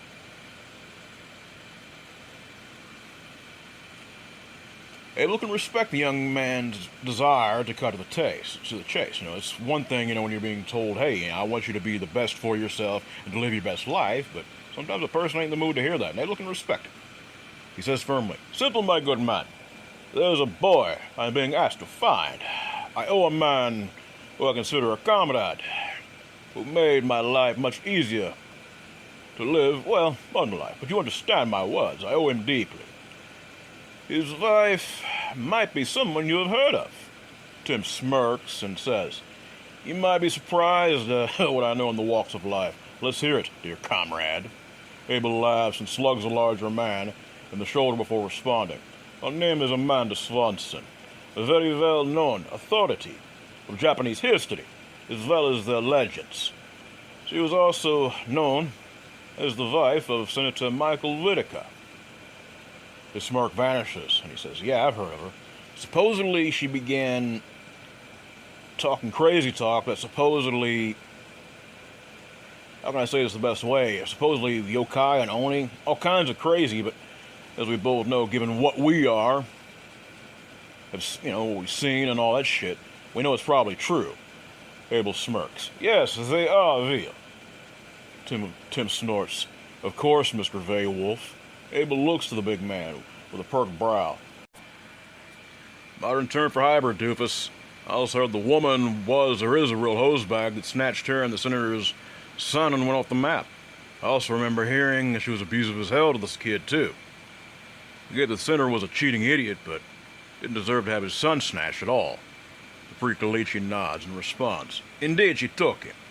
She took him to Japan. I need someone to have my back while I goes there. I would have gotten warden for this, but, well, an 8-foot-tall man made from Nephilim or Isaiah bots is definitely not good for needing to lay low in a country that has become as stable as Somalia being ruled by Kim Jong-un." Timothy shakes his head and says, "Not even a few months. Japan becomes a hellhole. I mean, that country I always figured had itself together, at least compared to here in the USA." Abel responds, "I have heard rumors of the reasons for that also. The humans that were in charge did have it together.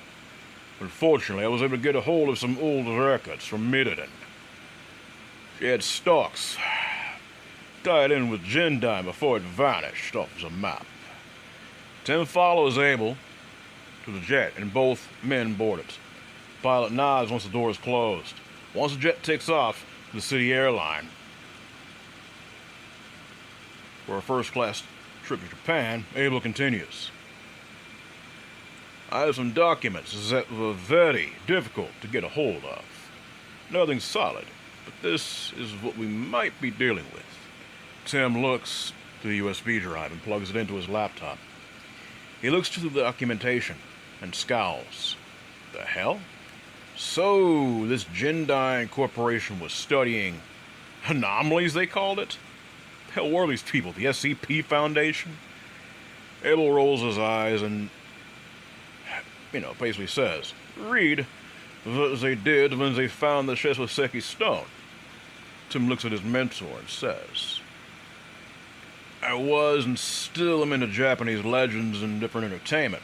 Hell, any weeb is gonna know this stuff, and last I checked, the Killing Stone had a very infamous kitsune that killed more people than cancer, and it's toppled dynasty after dynasty. Scary stuff. Some warrior dude was able to shoot her with an arrow and when she took the form of a fox, and they trapped her in that stone. Seems kind of weak for some scary fox woman." Abel laughs, and it's not one of humor. The man looks at Tim and says, "Kitsune of two classes. I have never met one, and I do not want to. You have good and bad, and those the ones that follow their own rules are not the creator Inari are not necessarily evil. I know the legend of Tomamo no Me very well. And as you can see in this documentation, she was freed from the stone, and hundreds were killed during her escape. Some of the notes were written by Dr. Swanson herself, as you can see." Tim scratches his cheek and says, "So you think these morons were actually trying to study and exploit the one yokai or whatever that they shouldn't have? I'm not surprised, and it might explain why people began acting insane so fast. I mean, that's almost sus right there. With her kind or anything like I read, albeit a guilty pleasure of too much manga or legit stuff. There are restraints in place, but the horrors of what the bad ones can do? Yeah, Tamamo would be capable of influencing some bad behavior real fast. If Swanson's kid was in the facility when this shit topped off, I suspect he was one of the first casualties, man, and I'm sorry to say that. Abel responds, I do not know, son. But that is why we are headed there to find out. Also, let me tell you something. Remember this. If nothing else, from when you read the literal writing on the wall, when you're in the pyramid with Warden and the others, restraints and rules for divinities or such entities, even with creatures like us, they are simply stories mankind tells to feel safe at night. Timothy scowls and shrugs broad shoulders. One thing that gives me comfort, they say the same thing about you, and I know you have my back. It's not meant to be sentimental, brother, but it's all I got right now going forward. I'm not worried about some reward, Abel. You gave me more than I can spend in one lifetime, but promise me that we can at least try to come back with this kid, if he is alive, or some answers that this senator can work with. And not people dying, man, for something that is never going to see the light of day, alright? Abel's features almost show grief as he thinks of Blackfeather, and he simply says, I cannot promise that, but I will promise to keep you alive. I will not lose another friend of mine. That I promise. As they make their way to the airport, which will take them to Tokyo, a rare privilege allowed for only the most wealthy due to the chaos, we now focus on other affairs in the city. It is an old shrine near the Kanto district in Japan. Two men talk. One is a good-sized foreigner, obviously Canadian. The man is a fellow that has a 5 o'clock shadow and seems to have had too much bad fashion advice from Negan in The Walking Dead. However, this ugly individual is also horrid within and not just out. The man named Stolas has little fear of anything. He survived a hit placed on his person by his former brothers in a chapter of the Hells Angels, so in his mind he can survive anything.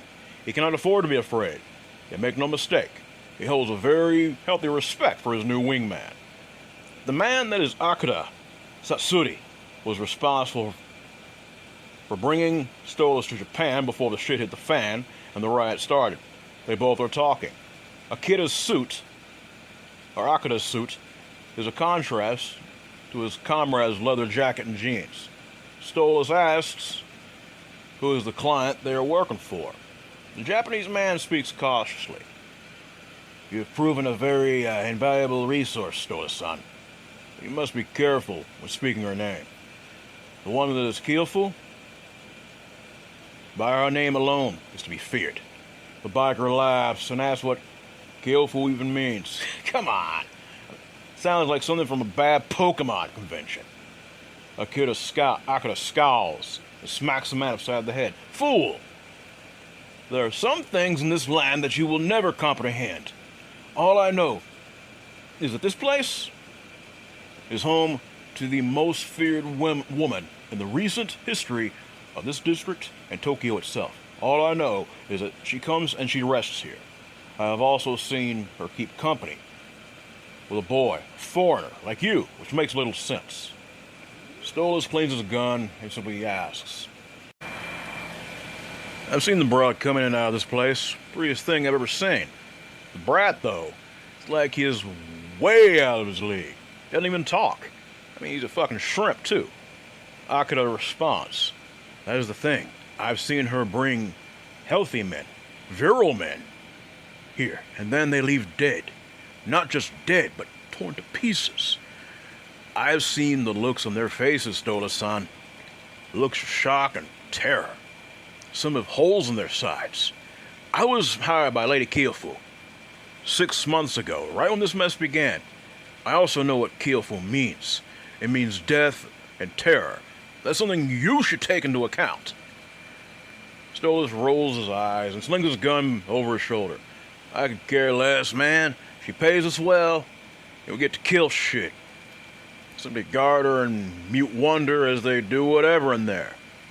Akira scowls and grabs the man's arm. Never insult him! Last person he did.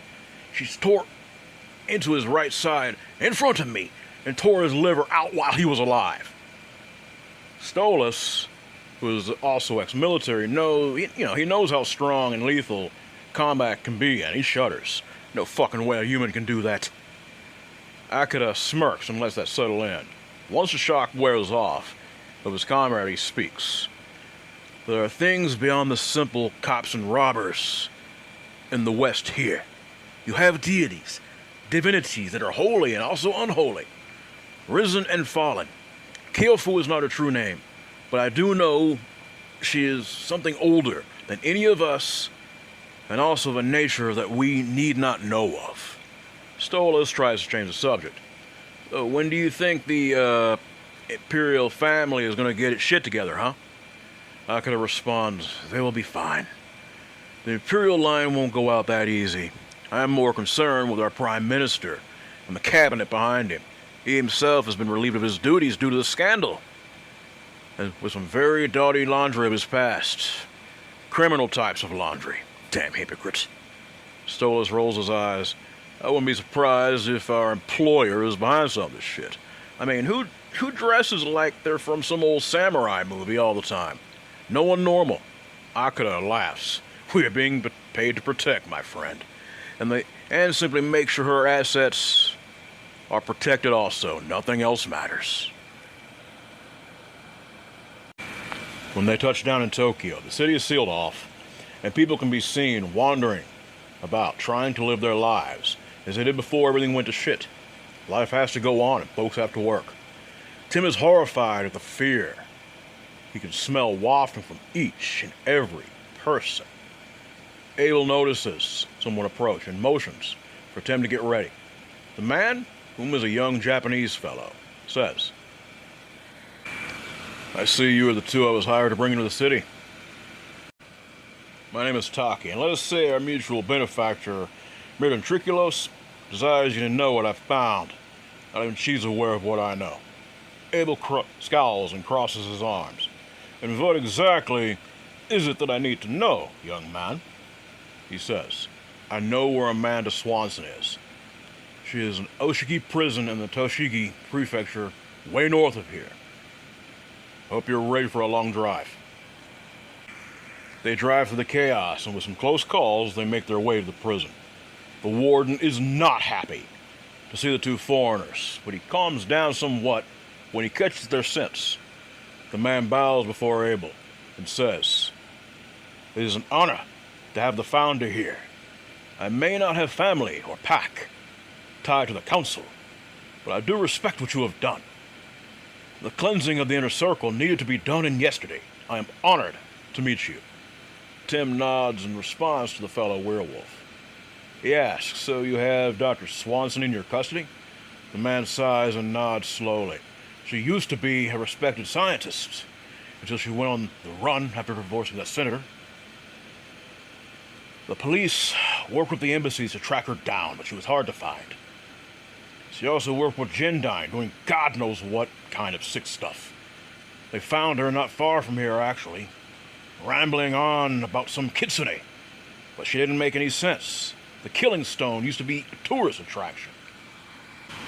And we do know the stupid idiot cracked and broke the thing from what was found. I also know that hundreds of people were found, mauled as if by some large animal. I also know there wasn't one like you, me, or Abel here. Abel raises a brow. I see. How do you know such things? The fellow says, I got word from Taki here, who works for Triculus Enterprises. I knew it was wise to listen to what he had to say. That and, even though the country I love is going to hell, I know what was in that damn stone. I know too fucking well. And also that she is behind it. You'll be needing more than just claw and fang, I'll tell you that now. The other inmates have given Dr. Swanson a hard time. Seems that even a foreigner who abuses their children here is just an abuser. Make no mistake, she has been held here for some time. Because of what was found at the Gendine facility, it's been hush-hush. And the JSDF has had his hands full with the riot, so we've been stuck with her. If you can get her to make some sense and hopefully that boy and the senators can be found, be my guest. Stolas nervously approaches the center of the ancient shrine's hot spring. He sees a woman bathing. Her hair is impossibly long, her form sinewy and pale. Her face is like that of an angel. Her almond eyes narrow as she smirks slightly. There is a boy, shorter than her, even than the woman's 5'3". However, he is broad-shouldered and obviously in good shape. He massages the woman's shoulders as she pats his hand. The boy, that is John Swanson, nods silently and retrieves her yukata. She takes the yukata from him and slips it on, and grabbing his hand, she squeezes it before motioning for him to leave. He nods and does as she tells him. The woman moves a comb through her hair and meets Stolas' gaze. Chris Stolas, born in Calgary, Alberta, Canada. You have 3 ex-wives. A daughter that supposedly you liked too much, and she was placed into your mother's care. You are indeed a rotten man. Stolas scowls. Look, lady, you hired me because of what I can do. I don't know how you came across all this shit, but I ain't one to be disrespected by you or... The woman's right hand becomes a vulpine, which is fox-like, claw, and grabs him by the throat. I do not desire to be interrupted. Now listen to me. I know the darkness you have within you. People like you hurt my broken one, to begin with. Men of power, who scum like you work for, also caused me to lose my unborn son. It happened eons ago, but I care not. This rock I have called home, this island, nation, shall be reborn to be rid of the dynastic systems that have ruined it. You will be my harbinger. Dark energies lance from her clawed hand, ripping into the man's body. He coughs up black ichor. The man gasps, clutching his chest. What'd you do to me, you bitch? The woman snatches up a fan and finds herself, her golden eyes meeting the fellow's gaze. Akira has always been a loyal little lapdog, like a kit eager to please his mother. However, you are one that cares not for what I might have done to you when you insulted my broken one. Normally I would have ripped you apart, yet I have a purpose for you. I have allowed a woman, a gaijin, to live long enough. I am going to send you forth to destroy her. If you do this, I might just give you more than what I was going to pay you before. She caresses his cheek with her thumb and helps him stand once more. Stolas coughs. He says, You didn't tell me what you did to me. The woman rolls her eyes, then slashes him along the face with her long nails. He is angry and shocked at first, but then he notices the wounds close. And she says, I have given you true power. Power needed to accomplish my task. Who knows?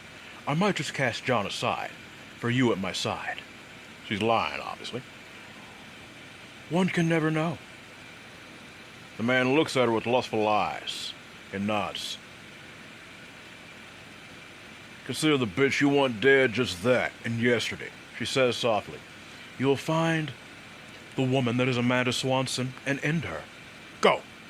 As the big man walks outside and hops to his bike to do his mistress' bidding, the woman that calls herself Kyofu is handed a note. The note reads, I think you're doing the right thing. Mom has suffered enough.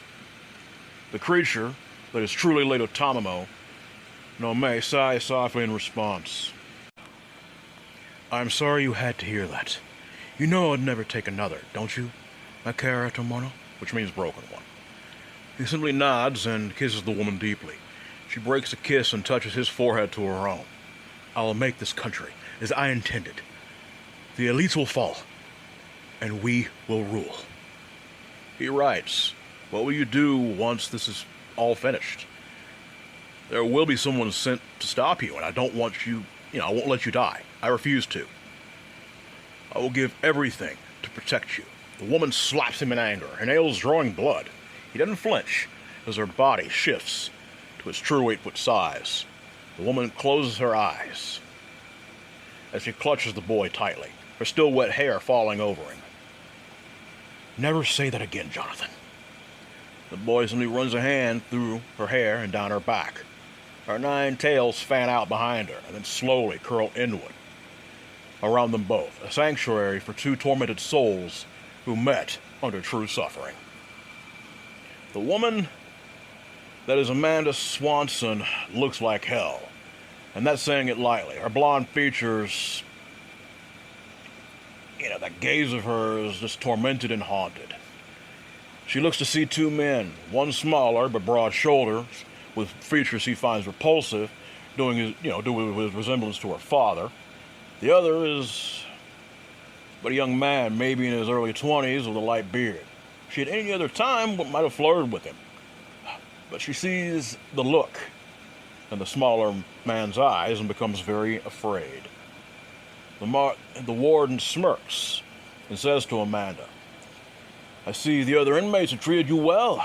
We are more disciplined than your Western facilities, but we also have our standards. These 2 are friends of mine, and you will answer all of their questions. Or I might have you settle up with Risco again. Remember? She lost her son years ago during the Am Shinrikyo attack in '95.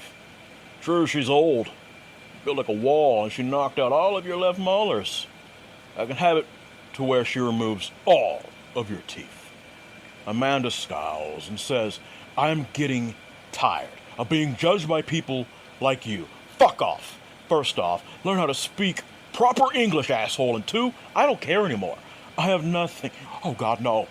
Abel's glowing red eyes flicker softly, making the woman literally wet her pants. You're like her." Abel smirks cruelly as Tim allows his own eyes to turn amber. The same with the warden.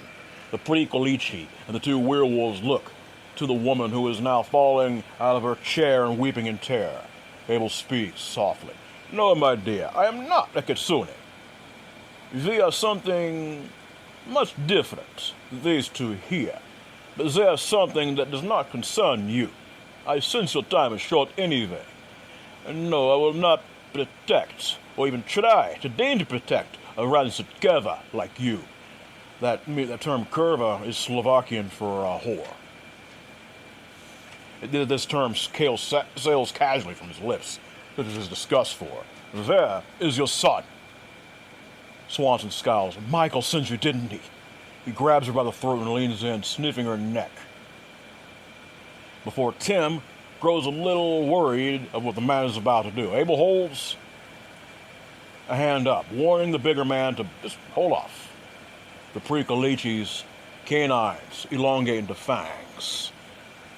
"Does it matter? What did you see? What killed your comrades, Tell me, and I will let you live." The woman spills all of it right there. Everything from them freeing Lady Tamamo from the killing stone to them torturing her, and some of the men doing worse in revenge for her killing their comrades. The warden paces the room, disgusted, as Timothy asks gently, "You actually had your son tossed into a cell with this thing?" Amanda screams, "You want to talk, you bastard!" Tim feels his own control slipping as he then says, "So what happened afterward?" Amanda shudders. She escapes. She killed my employer, Jameson Dyson, his daughter, a real dyke bitch named Kate Holloway. The thing ripped off James' face and eyes. There was so much blood. Janos. Oh, Janos. Oh, God. My friend, my co-worker.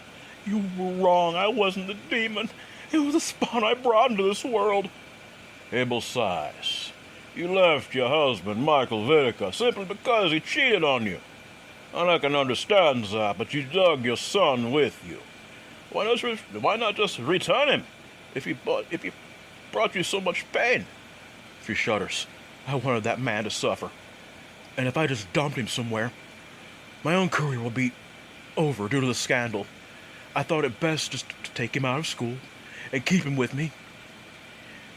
as me and Janos worked the facility. He turned 19, and then I wouldn't have to worry about it.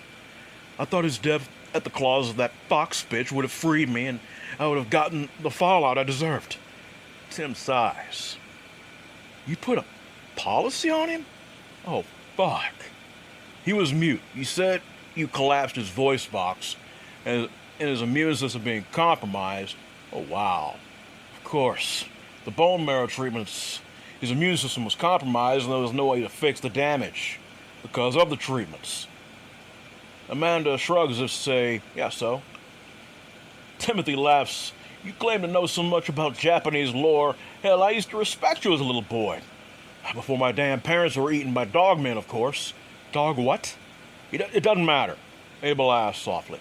Timothy, we don't have much time. What is it you are thinking? Okay.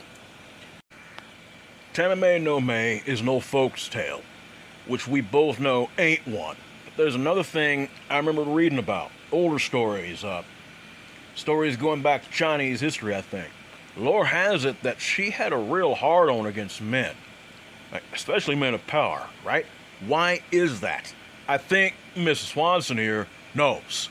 The woman begins shaking, almost convulsing. No. Abel speaks after a time. She left you and took your son. She let you live, but said you would suffer. And then she would be there in the end. That means she meant to finish you off eventually, Gerva. Tell me why you're shaking now. I personally will tear you limb from limb and make you watch as I do it. I have seen empires rise and fall, countless people die. One like you means nothing. He snarls, spittle flying from his lips. The woman gasps, hiccuping. Tamamo was rumored to have had a lover, an unborn child, in China.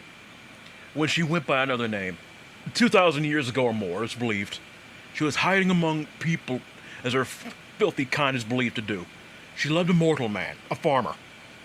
The farmer was murdered by a wealthy suitor, and she was poisoned, losing her unborn baby. The farmer was unable to speak from birth. Oh God, what have I spawned into this world? Abel sighs. No, woman. It was your abuse that did this. She screams hysterically and begins frothing at the mouth.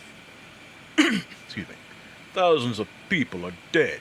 The political structure of this country is falling because of you. Live with that.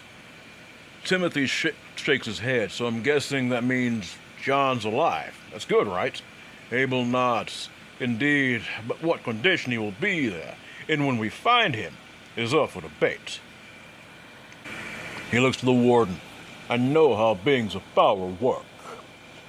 And this is also something the man who made me, a werewolf, not the other. A man named the leader. This is what he would have done. Listen carefully. There will be someone sent to kill this woman tonight. Keep her away from those who dwell in this prison. Let her die, as she is meant to, is what we would do. The warden, who shares the same curse of lycanthropy, or blessing, nods high. It will be done. Later that night, she rocks back and forth in her cell, all alone.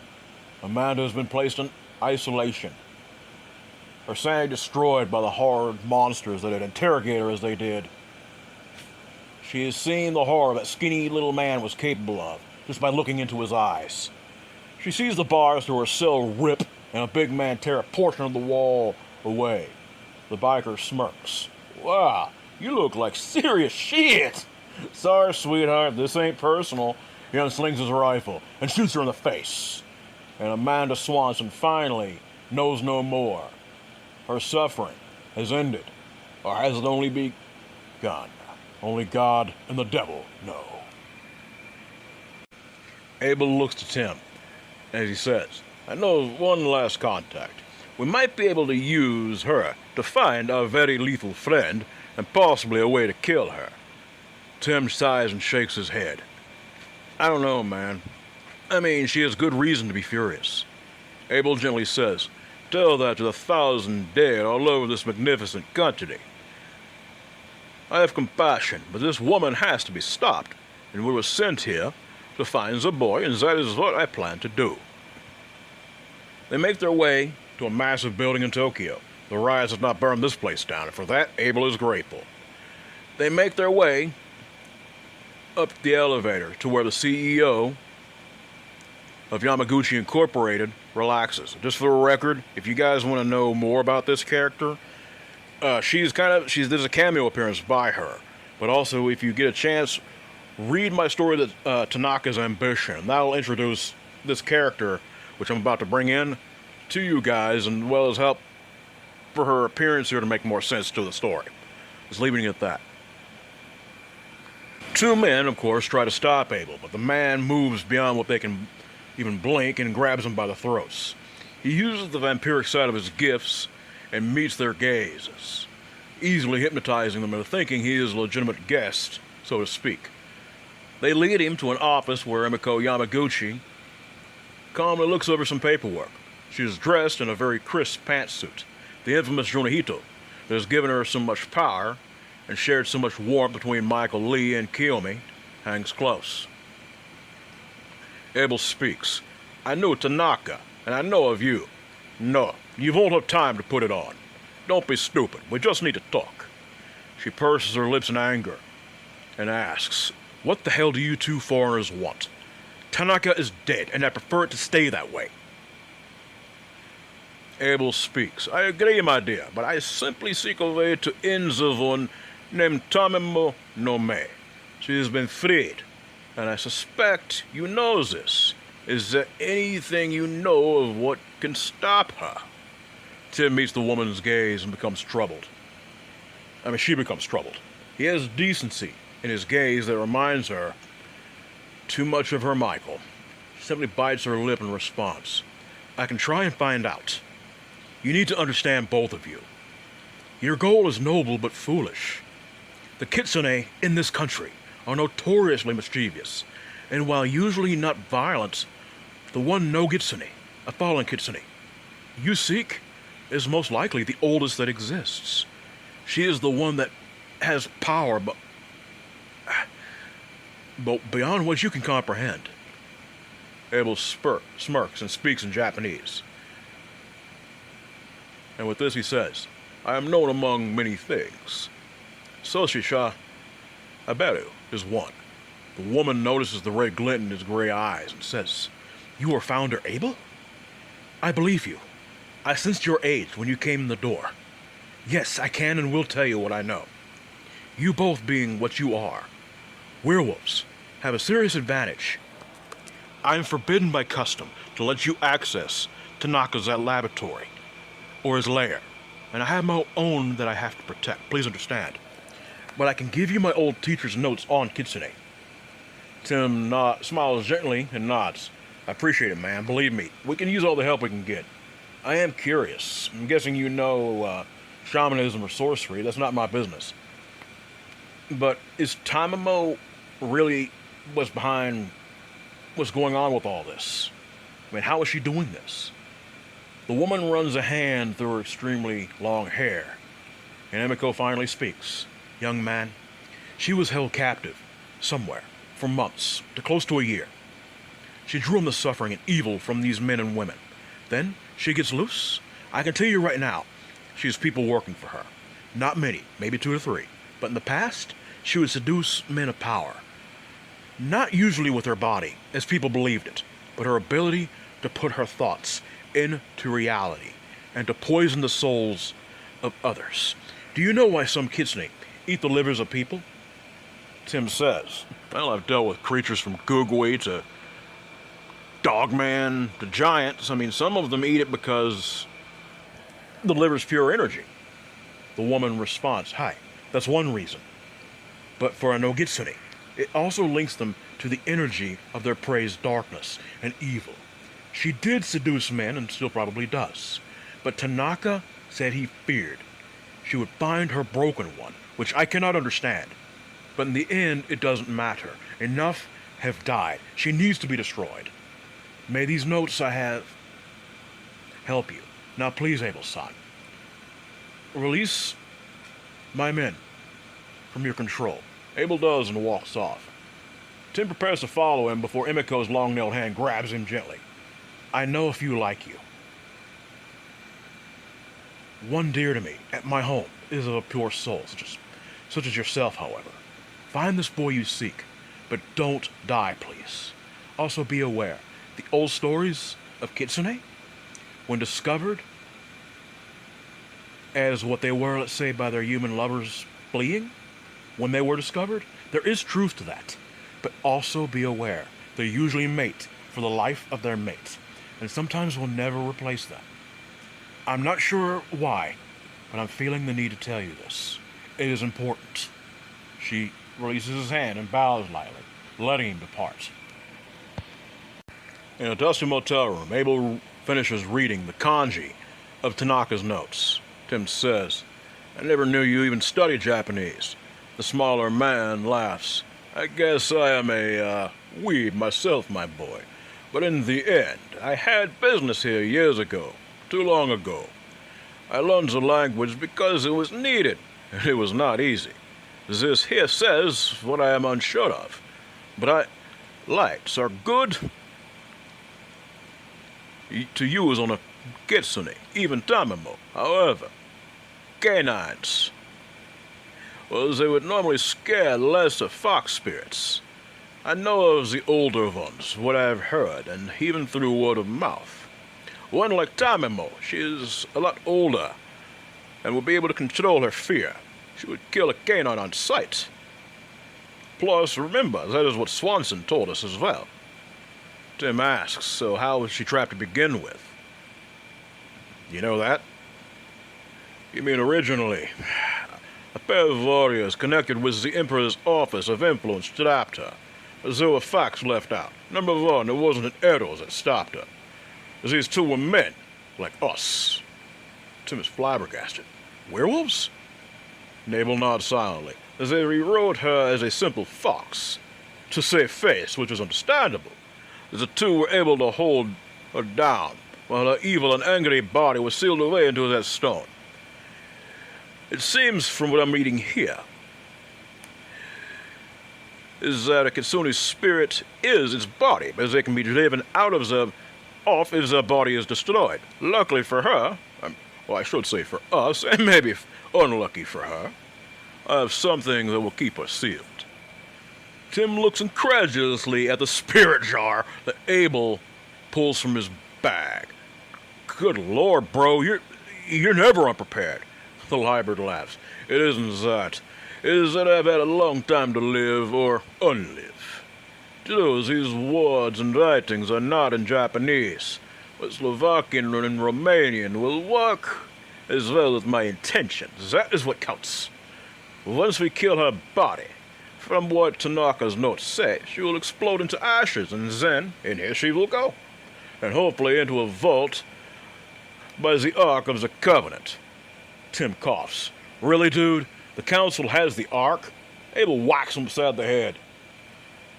You should watch Raiders of the Lost Ark, a true classic. Really? And with this, Tim rolls his eyes and flips the older man off playfully. Akira looks to the lady before him, whom is known in the streets as Lady Kyofu. Her otherworldly, petite beauty has entranced him. She says softly, I appreciate all you have done for me, but I fear my time to stay here has run its end. She confesses. The woman tilts her head. So I present your payment. Before Akira can say a word, he feels her claws rip into his rib cage and remove his liver as he falls gasping. She calmly takes a bite out of it. John calmly slips an arm about her waist as she does this. She kisses him lovingly with bloodied lips, touching his forehead to her own. Soon, my broken one, we will leave here. My influence is almost done. We will travel the world, and then return once this nation is ripe, to be rebuilt in our image. Stolas looks longingly to the woman who kisses the blonde mute. The man wants to scream at her, to beg her to actually see him. However, the darkness within him, that part under her control, only allows him to ask the kitsune. So what you want me to do now? The ornately dressed kitsune sighs and fans herself. Simple. I sense those that have sought me to take my broken one away have come. Kill them. Abel sniffs the air as they run through the forest of the Toshiki Prefecture. Timothy has a shotgun in his hands. Tanaka's notes had given explicit instructions on how to bless each round with holy water by a Shinto priest's intent. Tim finally speaks. That crazy old bastard actually bonded 2 cursed kimonos to Emiko and some other lady named Kiyomi. Sick stuff. You sure we should even trust what this creep wrote? Abel simply nods. Be on your guard, if we have company. It is then that a big man, as big as Tim, who stands at 6'2" to 6'3", leaps forward. He fires a rifle shot at Timothy. The big man's heightened reflexes allow him to dodge, but his shoulder is grazed. Stolas laughs. Wow, she was right. You 2 freaks ain't human. Guess what? Neither am I. He doesn't even get a chance to fire a second shot as Abel descends upon the man, slamming him into a rock, breaking his back. Stolas' regeneration, thanks to Tamamo's dark magic, kicks in, and he shoves the smaller hybrid back. I'm gonna enjoy breaking you. I used to fuck bitches like you in prison. Abel smirks, his eyes glowing red. He headbutts the man, shattering his nose and knocking out his teeth. Clawed hands rip into the man's chest, tearing out his heart, and then his head is torn off. Abel casually throws the head against a tree where it explodes into bone and gore. Disgusting vermin. Are you all right, Tim?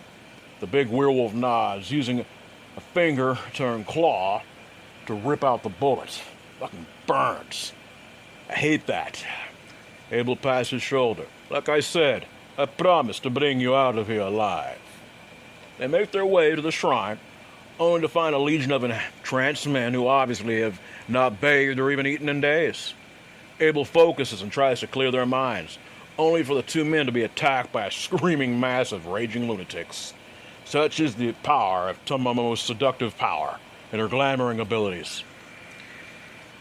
They are able to fight the knife and hatchet-wielding men off, unfortunately being forced to kill them all. Tim finds himself beginning to transform against his will due to the rage and guilt he feels. He feels Abel in his mind, gently taking control over somewhat, forcing him to calm down. I'm sorry, but I cannot have you lose control. Tim simply nods, and the 2 men proceed forth. Tamamo stands before them, fanning herself. She speaks softly, almost haughtily. You came for my broken one? Well, guess what? It is the 2 of you who will be broken. I see you slaughtered my pets. I must say, I am impressed. She sniffs the air and looks dismissively to Timothy. Just another mongrel. But you, she says to Abel, you have an originality I have never seen in an age. Last I checked, the leeches were forbidden on this land, but you are both wolf and leech. Fascinating. I'll give you one chance. Walk away. Abel says, no, woman. You have someone that needs to be with his father. You took his choice away, even if you claim he came willingly. I know better. Plus, thousands are dead. Tens of thousands. For that, I'm sorry to say, you must now die. She doesn't wait for a retort. Her body bursts into flame, and a massive tiger-sized fox stands, shrieking before them. She screams loudly and sends foxfire before them to incinerate their very bones. Tim fires a shotgun, the blessed ammunition sailing for the creature's chest. Her 9 billowing tails glow, and she screams loudly. The slugs turn to dust. Tim leaps back before the wave hits him. He knows it would have killed him. Abel goes nuts, seeing his protege almost killed. He fades into mist and then transforms, the shape of the blood beast evident. A massive werewolf with the ears and fleshy nose piece of a bat. The blood beast shrieks, the sonar rupturing the kitsune's ears. Tamamo screams as Abel slashes forth, raking her across the muzzle. The foxfire that had been dancing all along her body is cut short. Abel's mental voice caresses the kitsune's despite her greater age. He speaks. You will not harm anyone else. I will not lose anyone else. She mentally screams back at him. You think you are so noble? I've seen your thoughts, monster. You have killed as many as me directly, if not more. Tim, by this time, has taken the werewolf form as well. His brown form massive and snarling. Tim's lupine ears peeled back, his massive muzzle revealing rows of serrated teeth. Abel's eyes glow crimson as Tamamo's massive tails wrap around his arms and legs, restraining him but only for a moment. He is not strong enough to tear them off, but he fades into mist, reforming to bite her in the throat.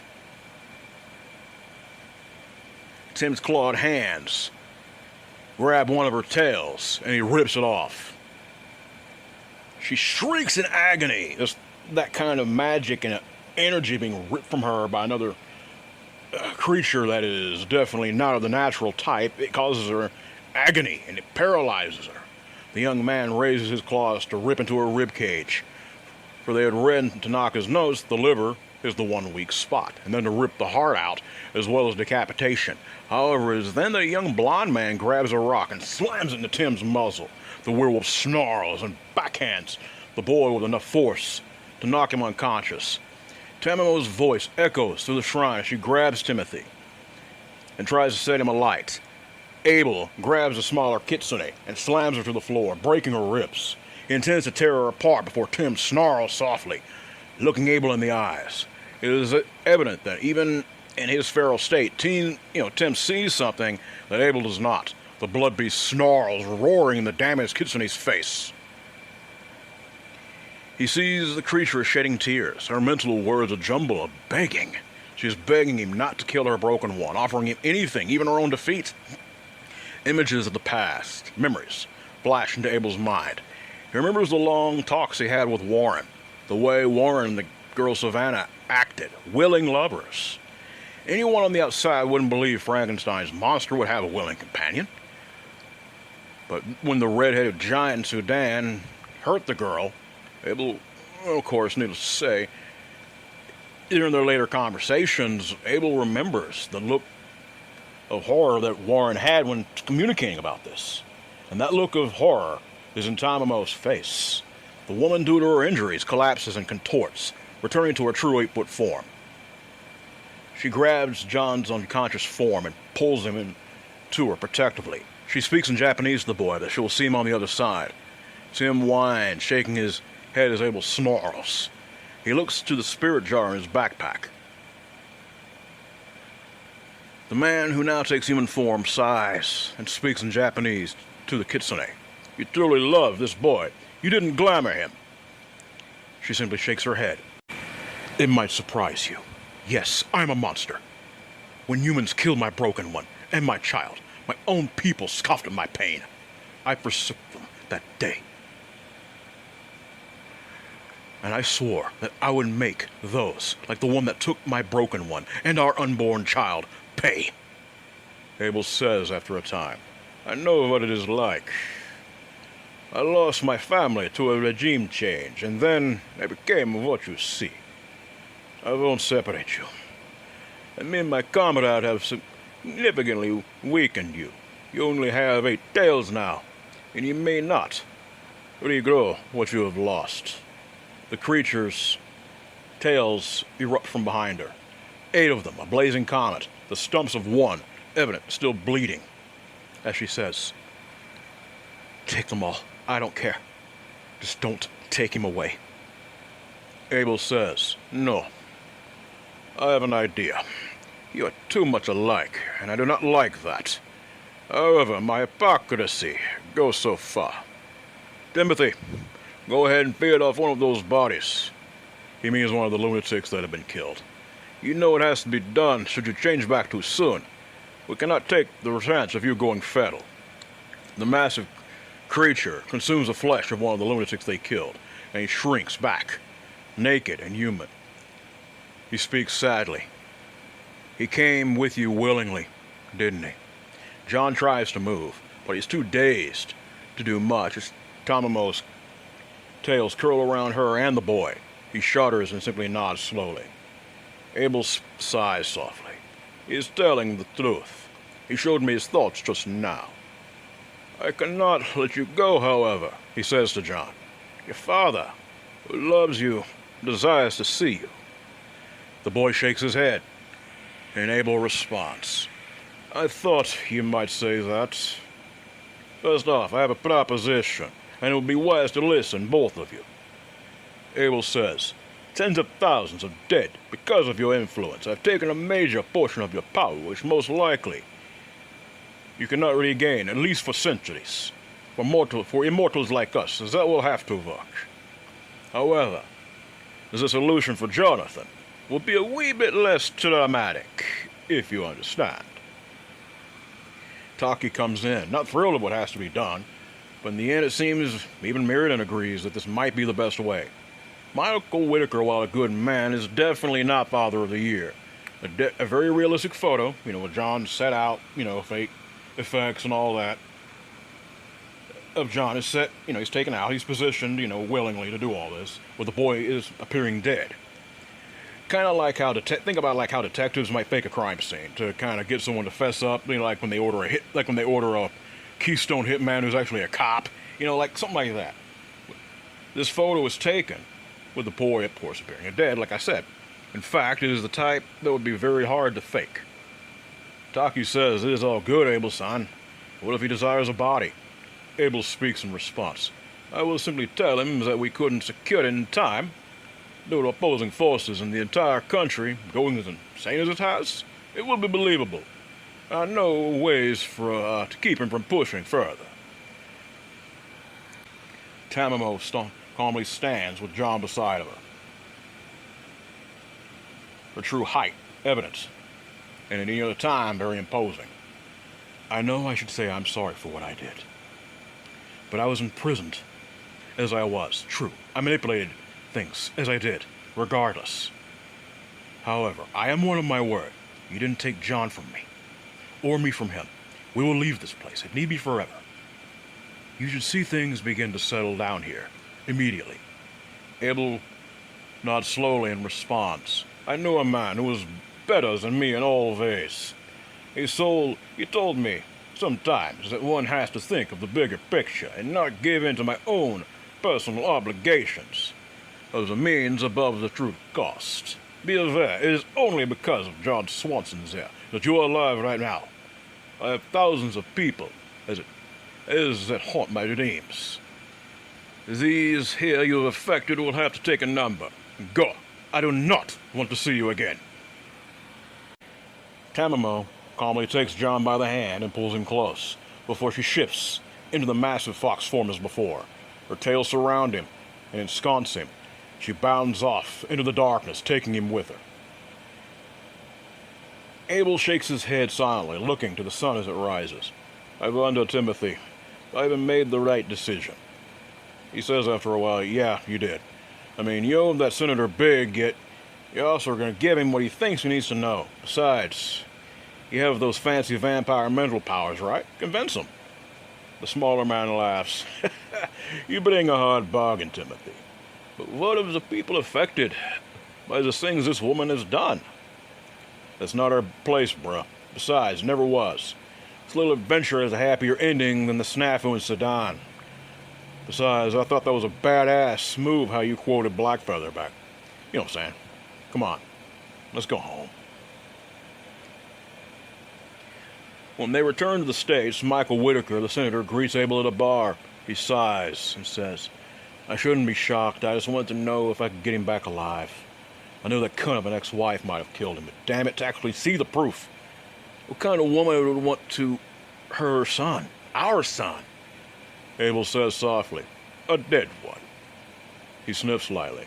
"I'll make sure the arrangement is set to at least give him a private service that can be done without the body. We're square, Abel. But please, I don't want to see you again. Not after this." Abel wants to feel pity for the man, and he does to a degree. However, he knows also too well the way of politicians. And while the man loves his son, the Pericolici ironically knows that if one had to choose between a political shark like Michael or a man-eater that genuinely loves the object of her affections, he might choose the latter. Abel walks out into the night, the burden on his shoulders much lighter. Timothy sits calmly, playing his games on Steam. He relaxes, sitting back, enjoying himself. He sees someone from the corner of his eye and smiles. It's a lovely blonde woman, a human woman he recently began talking to. He unhooks from life support and looks to the woman, her name being Lucina. He begins to realize, as the two talk and enjoy each other in his home, that maybe, just maybe, Charlie is looking down at him from above. He won't forget his time with Japan and Abel, and the courage it built in his soul to put behind the past. Emiko calmly picks up her phone. She hears the smooth, deep voice. Hey, Emiko, come on home. I have a couple of art pieces you might like. Took me some time, but I figured you might like them. Besides, Kiyomi threatened to make miso soup a fourth time this week if you don't hurry. The woman laughs. Of course, Michael. I'll be closing shortly. I love you. She calmly pulls the layers of her jonihito around her shoulders, the familiar souls of those she's consumed throughout her life, of centuries rejuvenating her. She exhales, glad to go home to a true home, not a lonely lair or tomb, which she feels like she had in the past. The two walk hand in hand through the streets of South Korea. One is a blonde boy of maybe 20 to 11. The other is a small woman. She casually walks with him through the streets and to a small shrine dedicated to different spirits. Another woman looks to them both and smirks, her eyes flickering golden. Tamamo's own eyes flicker back, and the other fox spirit, Kumiho, in Korea, winks and runs off into the streets. Tamamo gently allows her true form of his impressive height to take form once there are no eyes upon them. Her form is now adorned in a colorful Korean outfit called hanbok. She yanks John into her embrace and speaks. We can live here and thrive, my broken one. No one will judge us. Our past, done. No more vengeance, no more pain. Just our lives. John gently hands her a wood carving, a very well done cutting of her with her Junihito when they were back in Japan. He writes, promises, promises. The fox spirit, which here, of course, as I said, would be called a Kumiho, nuzzles him. I still might eat your liver if I get hungry. John pokes her and she leans down, nibbling his right side, and of course, to distract him. And then she grabs him and starts to tickle him. He laughs mutely and swats at her. Both, at this moment, silence falls on two lovers who have finally found shelter and belonging on the broken path. And thus concludes Abel the Founder on the Broken Path. Hope you enjoyed this, and as I said before, of course you guys already know who Abel is, and of course the story of the handlers for the most part. If not, I recommend you listen to that. But also, for this one to make a little more sense, it would be wise to, of course, listen to the first one, the Broken One, which is, of course, the prequel to this story completely. And like I said, Tanaka's ambition might give you a little more insight on some of the stuff that was included in this story. But either way, I hope you guys enjoy it, and this was a blast to make, let me tell you. And I plan on definitely churning out more content. You guys be blessed and you be safe.